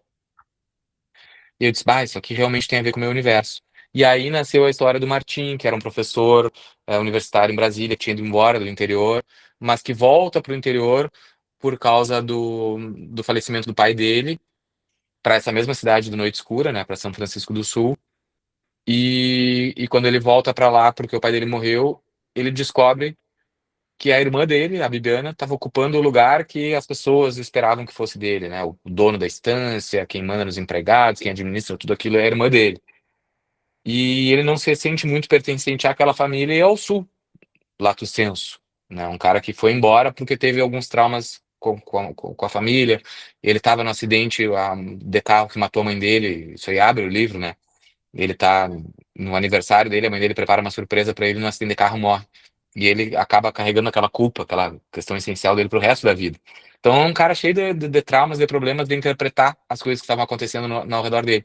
E aí, isso aí tinha tudo a ver com o meu universo, tinha a ver com os neo-rurais, aí eu botei outras, porque aí o que eu queria falar? Isso que a gente ainda tá aqui. como é que é a vida no interior nos dias de hoje. Aí eu trouxe a questão do abigeato, então a propriedade rural dele é do lado de um sem terras e tudo que eles produzem os caras roubam. Então eles acabam desistindo da produção de gado e botam oliveiras para fazer azeite de oliva. Então toda uma realidade, a realidade de quem trabalha no campo no Brasil, que é um trabalho que é super importante, que é o PIB do país, e as pessoas não têm segurança. Então, tipo, tu não tem jeito de ter uma arma, tu não tem jeito de nada, então tu tá lá, largado no meio do campo, ter roubo, não tem roubo, ninguém se importa, porque não tem polícia. Então, eu queria Aí, falar um pouco dos problemas do interior do país. E aí, acabei ficando nesse universo. Aí depois eu vim para o romance histórico, que é o Carancho, que é sobre a Revolução Federalista de 1893, mas ele é um livro bastante político também, né? Trata a Revolução era uma revolução muito política, tem paralelos com os dias de hoje. E depois, quando o André lê, eu quero saber se ele pode me dizer se isso aí pode ser um thriller militar também ou não, porque né, são militares guerreando ali, né? Deixa para mim. Mas só Aí em eu posso. homenagem ao Martim, Rodrigo, eu acho que tem muita falha de comunicação ali naquela família também, né? Eu não acho esse Tem. Aquilo ali é FDP só falha que de você falou, não. Oi, desculpa, não escutei. Eu não acho que você antes xingou ele, antes, tipo assim, ele é um FDP, que não sei o que depois ele se tocou. Eu acho que ele foi vítima também, né? Ele foi Eu vítima, acho mas que foi uma falha de comunicação o que eu acho familiar é ali. que o que eu acho dele, pelo menos foi o personagem que eu imaginei, assim, de alguém que interpretou tudo errado o tempo todo, só que sempre fez questão de ser vitimizado demais, assim, tipo, tipo, aconteceu uma coisa com a irmã dele, mas, sabe, ele é que sofreu, e ele é que é a vítima, ele que é o cara que não entende, assim. Mas óbvio que e aí esse livro, com todas as suas referências literárias, permite que ele tenha essa redenção de que entenda o espaço da irmã dele, e o espaço dele nessa nova dinâmica de família aí quando ele volta. É um livro que eu gosto bastante. E esse livro, assim, tipo, como eu já sabia que ele ia ser lido no país inteiro depois do sucesso do Andarilhos, e esse aí a Tati também fez resenha, me ajudou a render muito, eu fiz uma escolha autoral de diminuir um pouco a carga do dialeto para fazer uma linguagem um pouco mais contemporânea, porém sem abandonar minha essência. Então, em determinados momentos, o dialeto aparece. Então, quando ele aparece mais forte. Então, no meio de uma frase contemporânea, eu falo num manotaço, que é uma palavra que a gente usa no Rio Grande do Sul, e umas pessoas, bah, o que que é isso? Não sei o quê. Então, acaba que acho que o efeito também foi legal, de tu lá de vez em quando largar um regionalismo muito forte no meio de uma frase que não era esperado aquilo. Literariamente funcionou. Sim. Enfim, cada livro é um livro, cada livro tem uma história e eu gosto muito de seguir com essa brincadeira de ir costurando minhas histórias para que no futuro todas elas sejam uma história só que transpassou alguns séculos, né? mas você sabe que essa Deixa história aí do eu- MST ficar roubando as coisas, quando forem adaptar, vão mudar, né? Você sabe disso. Ah, vão tirar. Vão tirar, não tem Vão tirar, vão tirar. Mas é baseado em fatos reais, tá, pessoal? jeito. Deixa eu te perguntar, Rodrigo. Tem uma cena que eu gostei bastante, em termos de violência, a cena que eu mais gostei do livro foi quando é o Diego, o irmão do Vitor, né? Isso. Tá? Quando ele entra na casa da mãe dele, vê o Juvencio mexendo na geladeira e ele atira água fervendo do chimarrão no Juvencio. Puta, cara, aquilo ali me deu uma agonia, irmão. E, cara, uma vez Aquilo eu dói, né? derrubei água quente. Uma vez eu derrubei a água quente do chimarrão no pé só, cara. Já criou bolha, já foi um estardalhaço. Imagina aquilo ali, cara. Eu fiquei angustiado com aquela cena, cara. Eu fiquei angustiado. E para mim foi dentro das cenas de violência, olha que tem outras cenas impactantes, como a própria morte do Diego, então. Mas para mim, aquela ali da água do chimarrão queimando, fervendo, e atirar no Juvencio e pegar o cara desprevenido ainda, né? O cara tomou uma água fervendo no João sem saber o que estava acontecendo. Aquilo ali, para Mas o mim, Juvencio cara, estava pedindo, né? porra, foi O foda Juvencio aquela cena. estava Aquela cena incomodando, foi né? foda. Não, O Juvencio estava incomodando, né? eu me senti vendo filme de terror, assim, tipo, sai daí! O que você tá fazendo aí? Tu Sai, já vai viu, fora! tu já viu o filme do. O filme, ou HQ, enfim, mas a adaptação do Watchmen, quando o Já, Rorschach tá na prisão e atira água fervendo no presidiário, lá na briga. Porra, velho, aquilo ali, caralho. Cara, desde aquela cena lá também, ou qualquer cena de queimadura, eu já fico, meu Deus, velho, isso aqui deve ser uma tristeza, velho. Não, o Aquela ali foi a pessoal, melhor cena, velho. o pessoal brinca com isso aí, enfim, no próprio futuro o destino do Juvencio ali, o pessoal, tem uns que implicam comigo, Sim. Mas eu acho que em todo livro eu dou umas brincadas com essas coisas, né? No Carancho tem uma parte ali que Não eu, me vem com spoiler. Não me vem com spoiler. então, é quase um spoiler, será? Não sei, tu quer Não me vou dizer? contar então. Talvez seja. Talvez seja, não vou contar então. Mas Cara, eu o tenho pessoal uma reclama, pergunta para Rodrigo, te por que tu fazer. mata esse tipo de coisa? Cara, eu tenho uma pergunta para te fazer que pode ser uma bola nas costas lá, ele, tá? Seguinte, Eita, não tem uma gostamos. Gaúcho mesmo, né? Você é bem papo de gaúcho. tem uma. É tu e o meu presidente agora. O presidente já Tá de disse que a gente sacanagem, vai exporta, dizer que tá né? Porra, velho. exportando lá. É. Pô. Não, mas, ó, é que tem uma decisão no livro de um personagem que, para mim, ela ficou meio tipo assim: por que ele fez isso, cara? Que é o Diego, quando Tá. ele sai com o Marco da casa da mãe dele, o Marco leva o Diego, diz pro Diego pegar o carro dele. Por Uhum. que o Diego volta? Exatamente. Bem, é o nome do Diego, né? Diego é nome meio de, né? Meio dodói das ideias, mas por que o Diego volta, cara? Aquilo ali me pegou. Tipo, Eu fiquei antes de você responder, eu fiquei na mesma, não só aí, mas quando eles estavam com 2 carros, por que o Diego não saiu e fugiu, né? E eu fiquei assim, ele deve estar num estado meio catatônico, porque não é possível, assim, ele viu a mãe dele morrer, ele Sabe que vai dar queimou um cagada, cara né? lá, viu um cara morrer, Mas agora ele sabe mesmo que o cara vai antes, matar ele viu o ele, não carro sei, pra na mim ele ficou no estado, né? Ele viu o carro que o irmão tinha falado que era do Marco. Ele viu o carro na frente da casa e mesmo assim ele entrou. É bem mas daí mais ele entrou por causa da mãe dele, né? Aí eu Por causa da mãe entendo, eu não dele. entendo depois, né? O Andrew falou também. Fiquei Aí pensando. eu também entraria. Tu não vai esperar pela polícia, porque não vai Não, aparecer. não tô nem Não vai falando de ter. polícia, mas ele estava desarmado e ele era um. Ele tinha água do chimarrão, pô. Quer mais do que isso? O que é isso? Na verdade, se eu te responder com certeza, assim, eu não me lembro. Coisas que passam. Mas o que eu imagino, né, nesse tipo de situação, que talvez seja o que acontece também na vida real, nos filmes, assim, é que tu não acredita que vai dar merda no fundo, assim, né? O cara tem aquela velha confiança de que vai conseguir resolver as coisas. Né? Tipo, tá, não é tudo isso. E eu acho que isso aí é um dos grandes. Talvez na literatura não soe tão verossímil, porque na literatura não basta ser, tem que parecer ser, né? Mas é o que acontece na vida real, assim, e eu acho que aí eu trago um pouco da questão de advogado, assim, eu me lembro que nessa época aconteceu um crime muito, muito pesado ali em Lavras do Sul, que é uma cidade perto de Bagé. E foi mais ou menos na época que eu escrevi. É, era questão de dívida de dinheiro, não sei o quê. E tava meio que ameaçando o dono da casa lá de morte, coisa, mas enfim. Chamaram o velho dono da casa, com a mulher e a filha dentro da casa, chamaram ele pra ir meio que na porteira, ali no portãozinho que tem perto da entrada, pra conversar. E, cara, ele tava jurado de morte, sabiam que o cara foi desarmado lá e mataram ele na frente da mulher e da filha.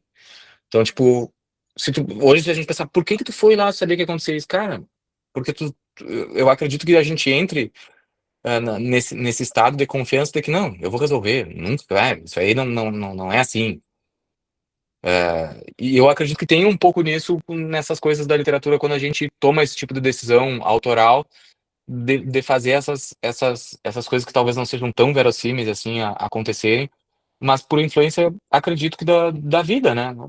As coisas não têm, nem tudo tem que ter uma explicação, nem tudo acontece conforme um planejadinho, assim. Mas óbvio, que se eu for te responder assim, do que eu me lembro da época, eu acho que eu queria escrever aquelas cenas violentas lá, então eu digo, foda-se. O pensamento que eu comecei a formular a partir disso é, tipo assim, ele foi para tipo, tentar dar um jeito no Marco, porque ele sabia que o Marco também ia atrás do irmão dele. Então, tipo, talvez ele tivesse alguma chance ali, enfim, depois de dar fim no Marco, antes que o Marco fosse atrás do Vitor. Enfim, mas Atrás daí do irmão, comecei a conjecturar, enfim, para tentar entender a decisão.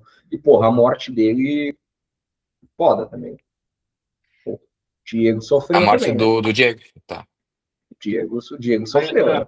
A pior foi a da mãe, que a coitada morreu sem saber o que estava acontecendo direito. Tava Até rezando. melhor, claro, Gutierrez. Até melhor, pô. Hein, Ah, não, Deus? eu fiquei com dó dela, tadinha.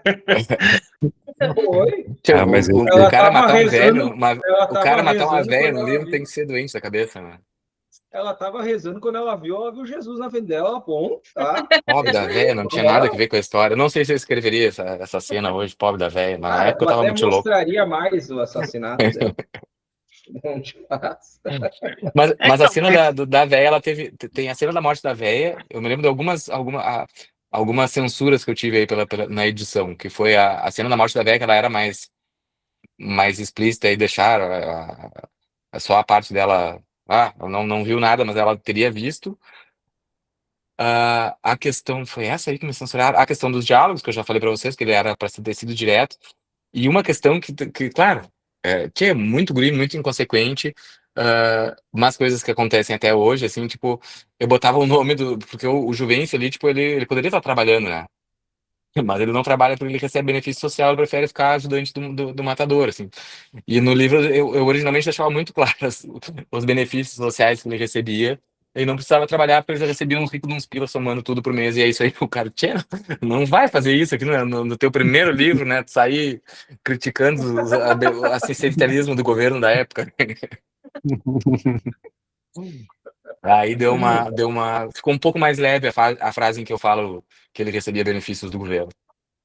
E, cara, eu gostei muito do final, tá? Porque, porra, ali quando o Marco tá desembarcando em Porto Alegre, porra, aí tu tá no. Aí eu tô em casa, né? Aí eu vi muito, assim, da construção ali de Porto Alegre, mesmo que breve, porra, aí eu gostei demais do encerramento da obra, cara. Pra mim, tu E fechou aquele, bem demais. e aquele é exatamente a visão que, por exemplo, naquela época eu namorava em Bagé, agora eu tô em Bagé de volta, né? Mas fiquei 12 anos em Porto Alegre. E era a visão que eu tinha quando a gente tá chegando em Porto Alegre, sabe? Aquela Mais legal. tumulto no coisa, era descendo do ônibus lá, tu já te dá dor de cabeça só de olhar para aquela loucuragem lá. E eu queria botar aquilo aí para quebrar o paradigma do que contemplativo ali do interior, né? Ah, eu achei muito bom E, isso. e, Rodrigo, você saberia dizer mais ou menos, que eu não estou lembrando agora, não está me vindo na cabeça. Se você consegue datar mais ou menos a época que se passa essa história exatamente? 2010, 2005, a 2008, época que você escreveu, mais ou 2008, menos? por exemplo, foi na época que eu escrevi. Eu acho que eu tenho uma característica ali que, tipo, esses livros contemporâneos eu sempre faço mais ou menos na época que eu tô escrevendo. Eu tiro, às vezes por exemplo, ali no Onde a Terra se Abra tinha alguma coisa que tinha acontecido politicamente perto, e aí eu tirei só porque, tipo, fica muito datado, mas na minha cabeça é 2016, 8 anos depois do Noite Escura. Tipo, quando vocês lerem ali, a Mariana já leu, né? Tu entra e tem uma casa que tá meio queimada, não sei o quê. Que tinha na verdade, em tese, na minha cabeça, era pra ter sido a casa deles, ali, do casal que aconteceu o crime, que é uma casa que acabou ficando abandonada, meio amaldiçoada, assim. Ah, Então, Eu bacana. pergunto, eu boto, não, eu boto essas coisinhas pra minha cabeça, assim, só. eu perguntei porque até o momento que o Victor, né, ele para naquela barreira policial e checam os dados dele no sistema, na minha cabeça estava algo bem mais atemporal ali, assim, sabe? Eu não Bem, estava conseguindo firmar direito em que época aquilo estava se acontecendo, entendeu? uhum, Então até eu acho que o primeiro resquício de tecnologia que eu vi, o primeiro sinal de tecnologia entendi. ali, né, foi nesse momento que os policiais falaram, não, ele está checando no sistema ali alguma coisa. Então, para mim, até por muito tempo, eu li o livro, eu li o livro, o Achando conto, que era antes. como se fosse algo mais para trás, assim, até, sabe? Entendi. Então, não sei se Mas aconteceu com mais alguém, não sei se eu perdi alguma coisa de não, acho referência até que não, no tempo. talvez as caminhonetes deixassem já pra mostrar que ali podia ser anos 90, né? Mas é que Então, ali mesmo Mas assim tava ele assim. tem uma estética 80, né? que ela, Então eu ela li tem uma como se fosse aí fim estética. do século XX, sabe? 80, 90, coisa assim. Eu não li Porque o como se fosse. interior ainda é assim, né? Se tu for ali em É, Aceguá, ainda parece que tu tá. Hoje até um pouco menos, assim, porque, enfim, a internet chegou com tanta força, assim, mas ainda as pessoas andam de uhum, moto sem capacete, essas coisas. sim. Então ainda tem uma estética Um desse, pouco mais retrô. desse pessoal quando a gente trata em vila, assim mesmo, assim, Sim. Deus o livre de chamar de vila pra eles, né? Porque eles já se emanciparam, mas se ofendem comigo agora, sou cancelado em Aceguá. Se esse vídeo chegar em Aceguá, a gente Tô venceu. fudido. Se esse vídeo chegar em Aceguá, a gente venceu. Pessoal, mais alguma coisa de percepção da obra em si para tratar com o Rodrigo, que vocês queiram botar mais algum ponto aí a respeito do Noite Escura? Era bom uma continuação, né? Umas 300 É, páginas aí.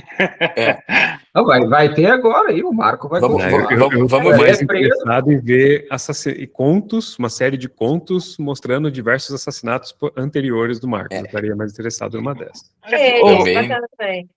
Também Mostrando como o pode Marcos começou e como ele foi. É uma boa ideia. Agora, se essa nossa coleção pegar, aí eu vou ter que trazer mais coisa do Marco, O com Marco certeza. vai ser o garoto propaganda do Rural no Ar. Exato. Cara, eu gostei muito desse termo, moral no ar. Nossa. Você gosta de Vamos escrever tentar conto? fazer isso aí. É. Oi? Você gosta de escrever conto? Ou você Eu prefere prefiro desenvolver narrativa melhor? longa, assim. Eu gosto mais da narrativa longa, assim. Eu escrevo contos muito quando eu preciso. Por exemplo, eu sentei para escrever um conto para este livro. Às vezes me convidam para alguma coletânea. Eu vou lá e escrevo o conto da coletânea. Não me considero um bom contista, tá? Porque quando eu tenho uma história que eu quero contar, eu quero passar mais tempo com aqueles personagens. Eu gosto da construção, assim. E a construção do romance, ela é muito diferente, assim. Por exemplo, eu tô com uns 2 ou 3 romances na minha cabeça que eles estão se criando na minha cabeça ainda, antes de eu sentar pra escrever, sabe? Então eu tenho Cara, mas esse é engraçado, né? Eu Oi. adoro contos, mas eu vejo muita gente que não gosta nem de Eu não ler gosto contos, tanto. né? Eu não Mas o gosto Nossa, eu Noite gosto Escura não é tanto, um cara, conto, pô? O Noite Escura é um conto. É uma Ele novela. pode ser, É um eu acho conto, que ele é. tá mais pra um conto longo, uma novela. Ele é bem curto, né? Poderia ser Né? considerado um conto? Poderia, mas eu não sei se Eu acho que tá mais pelo pra novela. formato dele, pela questão de desenvolvimento de personagens, se ele tem a característica de 2 histórias, do punch, não sei se tem, eu teria que sentar para ver, assim. Eu boto ele como uma novela, assim. Geralmente a única É. definição que eu vejo é pela quantidade de página, né? 50, Não, mas 70 páginas, um Acho que pelo conto, não sei o desenvolvimento quê. também. O conto, normalmente, ele é uma cena, né? Um ambiente só, um esquema só, fica ali, concentrado. É. Eu É gosto que a mais de gente tem essa desenvolver questão também. da própria novela, assim, a gente tem a gente tem essa versão brasileira da classificação, que é meio que por páginas, mas que é uma versão que não tem muita lógica, se a gente parar para pensar, assim, uma história é Não, uma é por história, não tem. caracteres, né, cara? Por Não, eu caracteres, digo, né? ou por caracteres, assim, mas na verdade, assim, se tu vai nos Estados Unidos ou em outras, a gente tem a versão, por exemplo, a novel, que seria o romance, entre aspas, né? Ah, que seria o equivalente ao nosso romance, e não tem a ver com o número de páginas, assim, tipo, o conto também não teria com o número de páginas, ele tem a ver com o jeito de tu narrar essa história. E no Brasil, até o Assis Brasil, ele defende que, por exemplo, a novela não seria uma história curta de 80 páginas, é como a gente comumente aprendeu nas aulas de literatura, mas pro Assis Brasil ele tem uma diferença de novela para romance, e a diferença não é o número de páginas, a diferença é que, assim, a novela é quando tu tem um protagonista, um único personagem, que tu vai acompanhar aquela narrativa. Então, normalmente seriam livros que tem, sei lá, o nome do livro às vezes é o nome do personagem. Sabe? Clarice, fulano é tal. É um protagonista e tu vê a história daquele personagem. Isso aí pra ele é novela. Já romance, ele seria como se fossem as novelas da TV, núcleos. Então tu tem vários protagonistas que estão se intercruzando, papapá, papapá. Isso aí seria um romance. Uhum. Então a gente tem várias classificações que, tipo, talvez pela da paginação eu concordo que possa ser um conto, mas eu acho que pela classificação das características do conto, vindas ali seja pelo Hemingway ou seja pelo Piglia ali da Argentina, eu já acho que não seria conto, tá? Eu já acho que seria uma novela, porque é uma história de um protagonista, independente do número de páginas, resolvendo aquele conflito. Mas aí vamos deixar para os teóricos, que não é o meu caso, né? E meio que tem começo, meio e fim também, né? O conto, ele te larga. Assim, ele para do nada, você fica assim, não, mas peraí, acabou aqui? Eu não gosto de conto por isso, que ele começa no meio do nada e termina do meio do nada. Você fica na sua imaginação terminar a história, né? Eu tenho um problema com conto que eu gosto tanto de escrever quanto de ler, eu gosto de ficar mais tempo com os personagens. Então eu me afeiçoo. Eu já gosto dessa coisa de você de você de repente já entrar no meio de uma história, no meio de uma ação, de algo já acontecendo, aquela ação daquele momento, daquele lugar se resolve e acabou a história. Cara, eu gosto Eu de gosto É, conto, muito. eu gosto de Conan, conto isso. desse que não seja do Robert Howard. E Não for do principalmente Robert Howard, Conan, cara. Robert Howard são maravilhosos nisso. Então, assim, diz que ele tem uns policiais, né? Eu nunca li. Eu tenho só o Conan que saiu pela Pipoca Nanquim então, ali, tá que todo é... mundo esperando o Pipoca lançar, porque ele tem uns faroeste, ele tem uns Ah, tem policiais, Faroeste também, é. ele tem uns Ridge Western, né? Que é faroeste um pouco sobrenatural, assim. Eu nem me fala de Esse último que Faroeste, saiu eu dele é bem quero... ficção histórica e tal. Os Eu do Eu tô Moro muito Leão, né? curioso, Agora tu cara. me falou deles ali, eu tô louco pra pegar. Eu É, Eu tenho tô todos os muito curioso policial dele, mas os pra Faroeste não tem. pegar os contos do Frederick Forsyth, cara. Se no romance o Forsyth já te entrega um final que é um soco no estômago, imagina que ele faz com uma história curta que ele precisa terminar com um punch final. Tô bem curioso para pegar os livros de conto do Forsyth nesse Mas olha sentido. só, chegou já a sair fiquem aqui? ligados aí, se vocês conhecem contistas, pessoal que gosta desse universo, depois que a gente lançar o primeiro, já fiquem de olho pra me indicar ali, né? Porque eu tenho que Cara, o conhecer gente Raves, do o resto Raves, do o interior aí. Raves começou, o Raves começou, bom, o Raves é de Taubaté, pode ser? Pode ser, pode ser. Muita Terra da coisa mentira. acontece em Taubaté, né? Não, não era de lá Muita que tinha a coisa. viúva do Taubaté ainda, Não, cara. Tinha a até Grávida. Grávida. a a grávida, a grávida. É. grávida. Tem o E lá em parkour de Taubaté também é Taubaté. onde se pratica o parkour, né? O parkour também é de lá. Taubaté, o Reeves é o maior escritor de Taubaté. Olha aí. Mas Ele o tá que é meio cheinho, contista? né? Daí ele tá Que meio cheinho, daí barbaridade. ele é o Mas, maior, André, o Reis é maior. contista? Eu achei que ele fizesse novela, romance Ele só. faz conto também. Ele faz Ah, conto também. quando nos obrigam, a gente faz, né? Não tem muito. O autor nacional não tem escolha.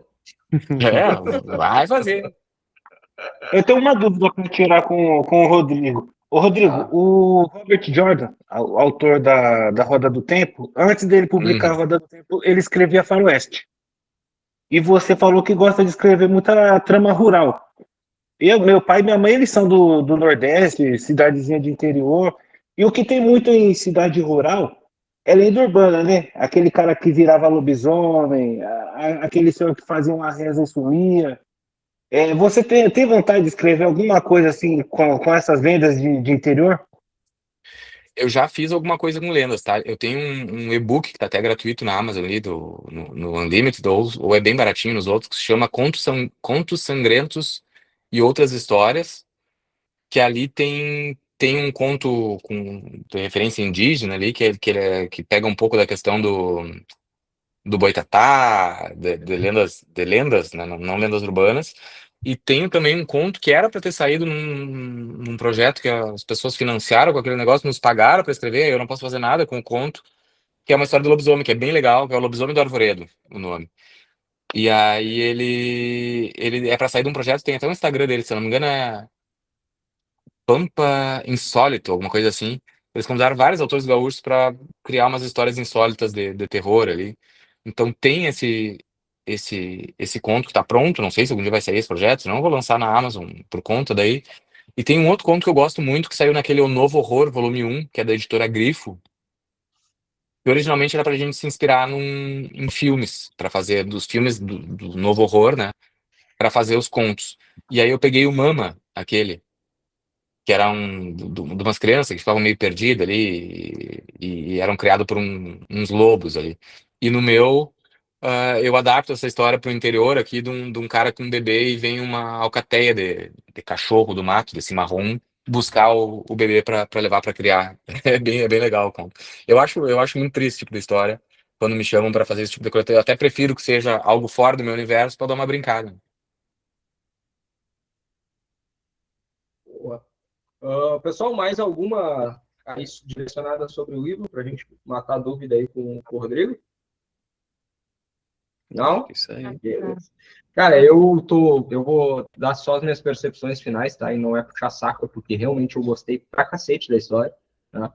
Foi até uma experiência muito bacana que eu tive aqui, porque eu acho que a literatura e o teu momento de leitura aí também influencia muito no quanto tu absorve e como tu digere a obra, tá? A minha experiência, eu peguei o livro no sábado de manhã e minha mulher tinha que sair, resolver algumas coisas, eu peguei ele, saí caminhando, passei pelo parque que tem aqui perto de casa, fui numa cafeteriazinha que tem ali, pedi uma pana de frango catupiry, um cafezinho preto passado aqui, bem de estação rodoviária, e um Uma água pastel de saborizada. Belém. Um pastel de Belém não tinha água saborizada. Mercado pequeno. Se tivesse água saborizada, eu tinha me acabado. Mas, cara, e sentei ali, cara, e tive aquele meu momento a manhã inteira que ninguém me incomodou, velho. E eu li o livro ali, ó, numa pegada só, velho. Tomando meu cafezinho, comendo um negocinho quietinho, cara. Aqui, ó, com um countryzinho tocando pra abafar o som de fora, tocando um The White Buffalo aqui no ouvido e terminei o livro numa pegada só, cara. Foi uma baita experiência pra mim, cara. Que Uma massa. baita experiência mesmo. Foi muito bom conhecer a tua literatura e, cara, tô bem empolgado para já pegar os próximos. Até então eu vou direto da fonte, tu me diria o quê? Eu tenho aqui o Carancho e Ainda que a Terra... Eu sempre me confundo com esse teu título, tá? Ainda que a Terra se abra. Ainda que a Terra se abra. Qual que é melhor de pegar agora na sequência? Que tem esse porém. O Ainda que a Terra se abra, ele se passa na mesma cidade, então teria algumas referências que tu pegaria ali. Mas eu acredito que, não sei se tu gosta de Bernardo Cornwell, enfim, talvez o Carancho seja mais interessante pro teu resto Todo tá ali, ó. Sharp, cara. Talvez fosse mais interessante pelo teu histórico de leitor, assim, porque ele é um livro. O que acontece? Eu sempre li muito livro de guerra e aí quando eu vinha nos gaúchos ou geral brasileiro, assim, o escritor, no geral, eles desviavam da guerra. Eles fazem a história, daqui a pouco diz, e aí aconteceu isso, aquilo. E aquilo me deixava putaço, assim, porque passava. E aí ficava mais no conflito das pessoas e coisa e tal, mas não entrava, tipo, pô, peguei um livro aqui sobre uma guerra e as cenas de guerra, o cara disse que morreu 150 mil pessoas e não falou nada da guerra, tá de sacanagem. E aí, quando eu me propus a escrever um livro de uma revolução, que é a Revolução Federalista de 1893, foi conhecida como a Guerra das Degolas, aqui no Rio Grande do Sul, onde a gente tinha, de um lado, os pica-paus, que eram os pessoal do governo, presidente do estado do Rio Grande do Sul, contra o pessoal da minha região, contra o pessoal do interior. Então era uma briga da civilização versus a barbárie, que eram os gaúchos. Só que foi a primeira revolução aqui no Rio Grande do Sul que foi eminente, porque, por exemplo, a Revolução dos Farrapos, era por causa do preço do charque, por causa da liberdade dos escravos, essa era uma revolução por fins políticos. A gente recente tinha proclamado a República, e de um lado queriam fazer um presidencialismo mais tradicional, como ficou, e os federalistas, queriam imprimir no Brasil uma federação à moda dos Estados Unidos, onde os estados tivessem mais poder, pá, pá, pá. Então a briga era por motivos políticos, que é um troço maluco, assim, as pessoas se matando entre elas por uma questão eminentemente política. E eu acho que isso aí tem um espelho com os dias de hoje, com a nossa dicotomia, esquerda, direita, tá todo mundo sempre brigando. E eu achava que isso aí era uma parte interessante da história para se trazer. O que eu fiz? A parte dessa revolução já tem até no capítulo sobrado, o Tempo e Vento trata sobre isso. Só que, no geral, a história contada nesses livros que ficcionalizaram, até no filme A Cabeça de Gumercindo Saraiva, que tem na Prime para vocês assistirem, eles contam a versão oficial da história. Só que a versão oficial é a versão dos vencedores. No caso, nós do interior perdemos, quem ganhou foi Júlio de Castilhos, e o Júlio de Castilhos, além de tudo, ele era dono do jornal, A Federação, Jornal do Estado, que contou, capítulo a capítulo, essa revolução enquanto ela acontecia. Só que eles eram aqueles jornais antigos, onde o editorial era completamente tendencioso, então, e aí os historiadores, quando foram... abre assim, né? Tu abre a literatura eu do Carancho assim. abro chutando balde. E aí o que aconteceu? A Revolução Federalista foi tratada pelos historiadores com pesquisas em fontes primárias, que era o jornal, só que o jornal era tendencioso. E aí o que eu fiz? Eu peguei diários da Revolução, peguei cartas da época e estudei a história sob a ótica dos perdedores. Então, por que esses caras estavam lutando? E o que aconteceu de fato no país naquele momento para fazer essa guerra acontecer? Então aí eu conto a história de um ponto de vista diferente, ou seja, no meu livro os Maragatos são os heróis e Júlio de Castilhos e sua horda de pica-pau são os vilões.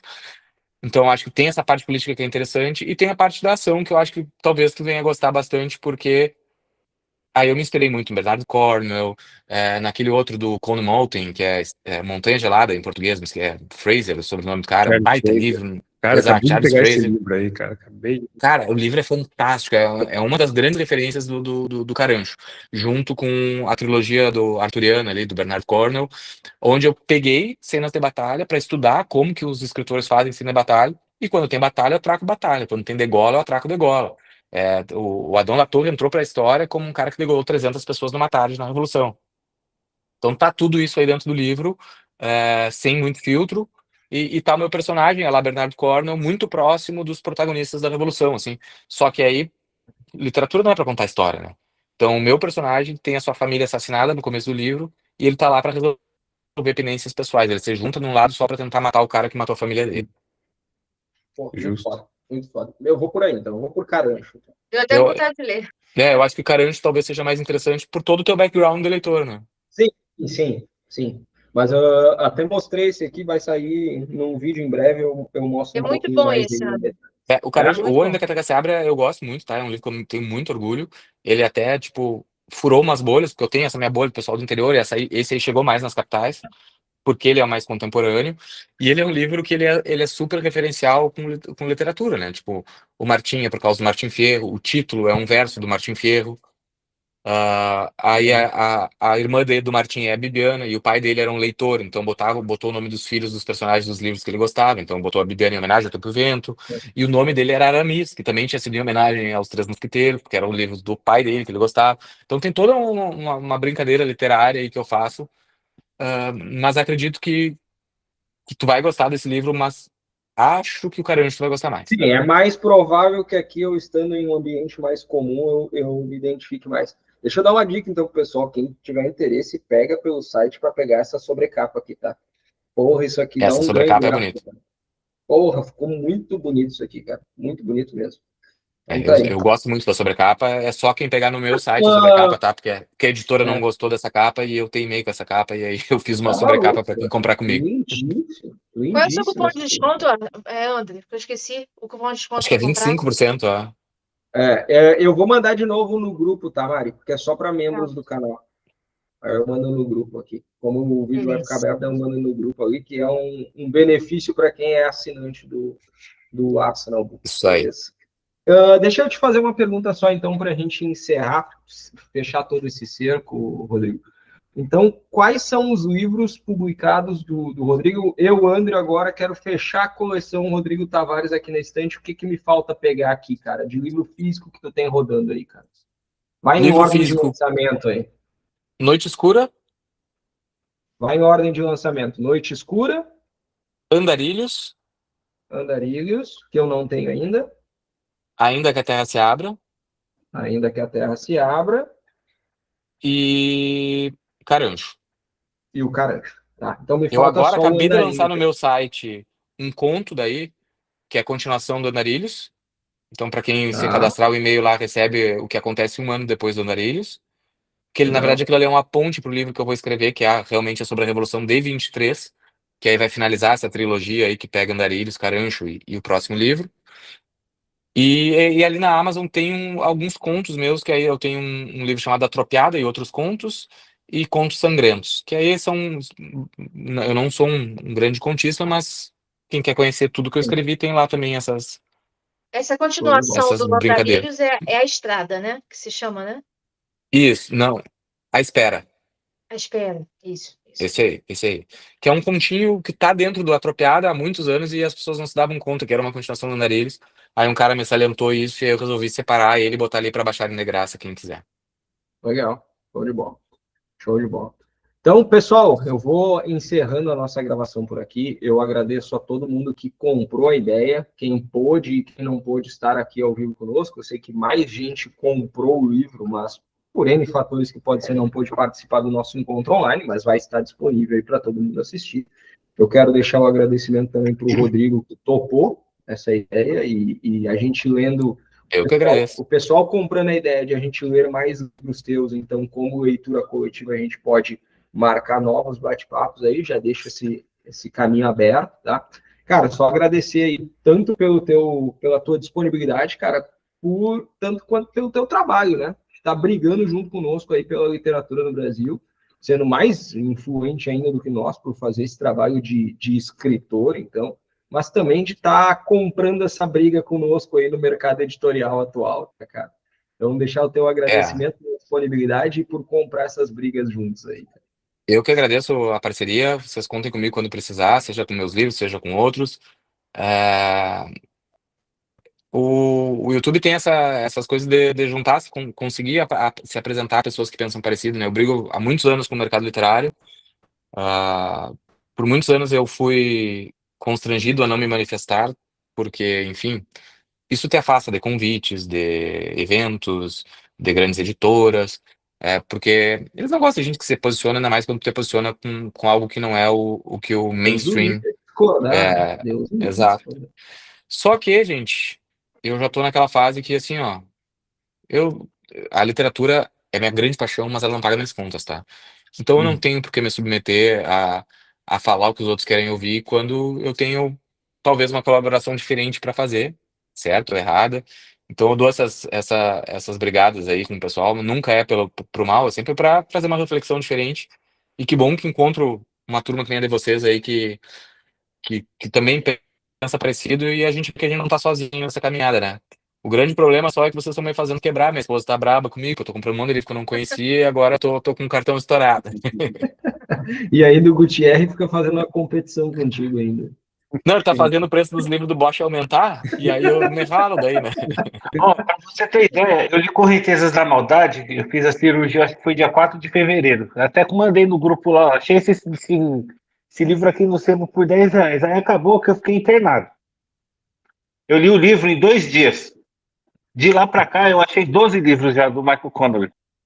Ah, eu tô procurando devagarzinho aqui, mas já achei uns quantos. Aí, se vocês quiserem culpar alguém corretamente, o Diego tá aqui, vocês podem xingar. Eu aceito essa culpa com muito prazer, cara. Com O muito Diego prazer. não apenas me fez comprar os do Bosch, como já peguei os como é que é? Os do policial lá de Lincoln Lawyer. E ainda. Bom, aquela lista inteira Cara, lá, o eu botei tudo Diego, no o negócio, meu. tu olhar um book haul Botei do tudo no Diego, meu. cara, é um troço surreal. Não dá pra olhar um book haul do Diego, cara. Toda hora tem alguma coisa nova. Toda hora. Agora, o vídeo que ele fez da coleção negra ali, eu já peguei e mandei no grupo dos que a gente tá organizando no Rural no Ar. Ele disse, Guris, essas capas aqui que a gente tem que fazer, porque a ideia da capa me deu vendo o vídeo. Porque, tipo, eu tenho a coleção, mas nunca tinha pensado, tia, a gente tem que fazer a capa homenageando isso aqui. Cara, as Pô, e faz homenageando as últimas edições, né? Porque ficou bonito aquele layout das últimas edições. É bonito. Capa lá, né, cara? É bonito demais aquilo lá, porra. Tá, tem que homenagear sem copiar exatamente, pra não dar cagada, né? Ah, é verdade. Então já fica o convite. Eu ia começar a divulgar amanhã. É quarta-feira que vem, dia 25. Vou fazer uma live no meu canal. Vai ser uma live onde eu vou publicar. É 25? Desculpa. Quarta-feira, né? 25 é quarta-feira? Isso, 8 horas. Vou fazer uma live lá no meu canal, onde eu vou sortear alguns livros lá para os membros, né, do grupo do WhatsApp, que já está lá, o pessoal já se inscreveu.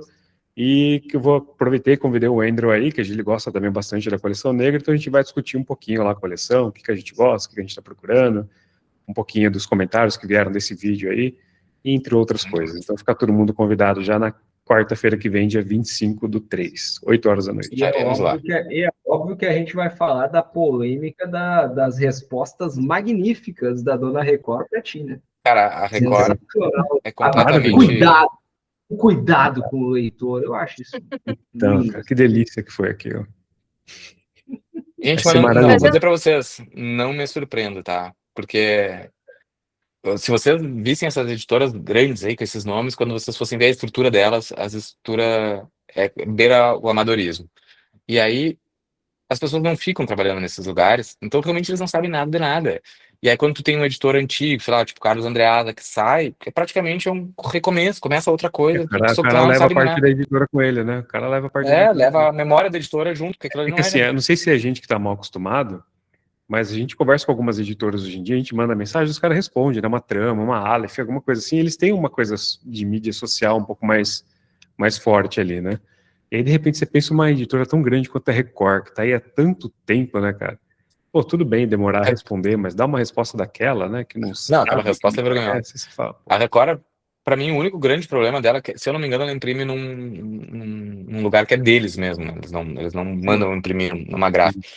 E o papel que a Record usa é um papel fudidaço que tu usa, tem um livro novo e ele tá com cara de 100 anos, 3 anos depois. Tudo fica podre aqueles livros. Eu não sei exatamente qual é o papel que eles usam, mas eu Mas que ele é sempre mais boto como grossinho exemplo. até, né? Parece que É, ele fica meio... ele é poroso, eu não sei o que que é. Mas eles usam um papel muito ruim que fica com cara de velho muito antes do que deveria. Bom, então quarta-feira que vem estaremos lá no Biblioteca Bruta falando então sobre a coleção negra. Beleza, meu povo? Obrigadão pela Feito, presença de Carreto? todo mundo mais uma Rodrigo, vez. faça o Obrigado. publi do Lendo Lento, do Érico Veríssimo. Ah, boa, a gente tá lendo lento o Érico Veríssimo, o Tempo e Vento, começa em maio. Ah, é para os apoiadores do canal, mas o meu canal é pequeno, não tem como ser apoiador do canal oficialmente. Então tem um apoio para a pessoa poder apoiar o canal, porque o YouTube Boa. tem umas regras de tamanho. Então, quem quiser ler com a gente, vamos começar em maio, vamos passar um ano lendo os 7 livros do Tempo e Vento. É uma leitura que eu faço e refaço a cada 2 anos, desde os meus 15 anos. Este ano eu faço 40. Então, e cada leitura é uma leitura nova, tá, gente? Eu sempre aprendo. E quando eu tô cansado da literatura contemporânea, eu vou lá e busco ele de novo. Eu digo, aqui eu me sinto em casa e sei que eu vou aprender alguma coisa nova. Então, vai ser a minha primeira experiência lendo o Tempo e Vento com outras pessoas juntos.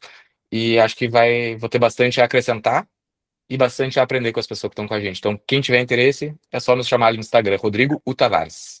Tô lá Cara, já.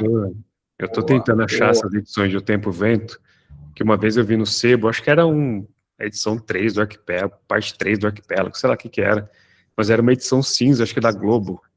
Ah, era um lindo Ela capa toda dura. acolchoadinha, capa dura, tem um papel, eu falei, puta que pariu, eu quero achar essa coleção. Só que quando eu Essa acho, meu coleção amigo, aí, ela era Baratex, cara. Essa edição, um pouco antes da Globo perder os direitos para a Companhia das Letras, eles mandavam esses livros para banca de revista. Tu comprava, tipo, não, eu vi 3 que era por 5 pila. Mas, cara, eu vi um lá no sebo, eu quase peguei, falei, puta, mas é um bem lá no meio, assim, vou ver se eu acho a coleção inteira em algum lugar vendendo. Caríssimo. Falei, nossa. Mas Vai, bonita a Diego, coleção, né? compra. Muito É bonita. bonito, é bonito. Compra, Diego. Compra, velho. Compra, velho. Não, eu gosto de fazer os outros comprar, eu não. Então tá, gente. Brigadão mais uma vez. Uma boa noite para todo mundo. Eu vou encerrando a gravação aqui. Valeu? Boa noite. Boa Eu, noite. alô.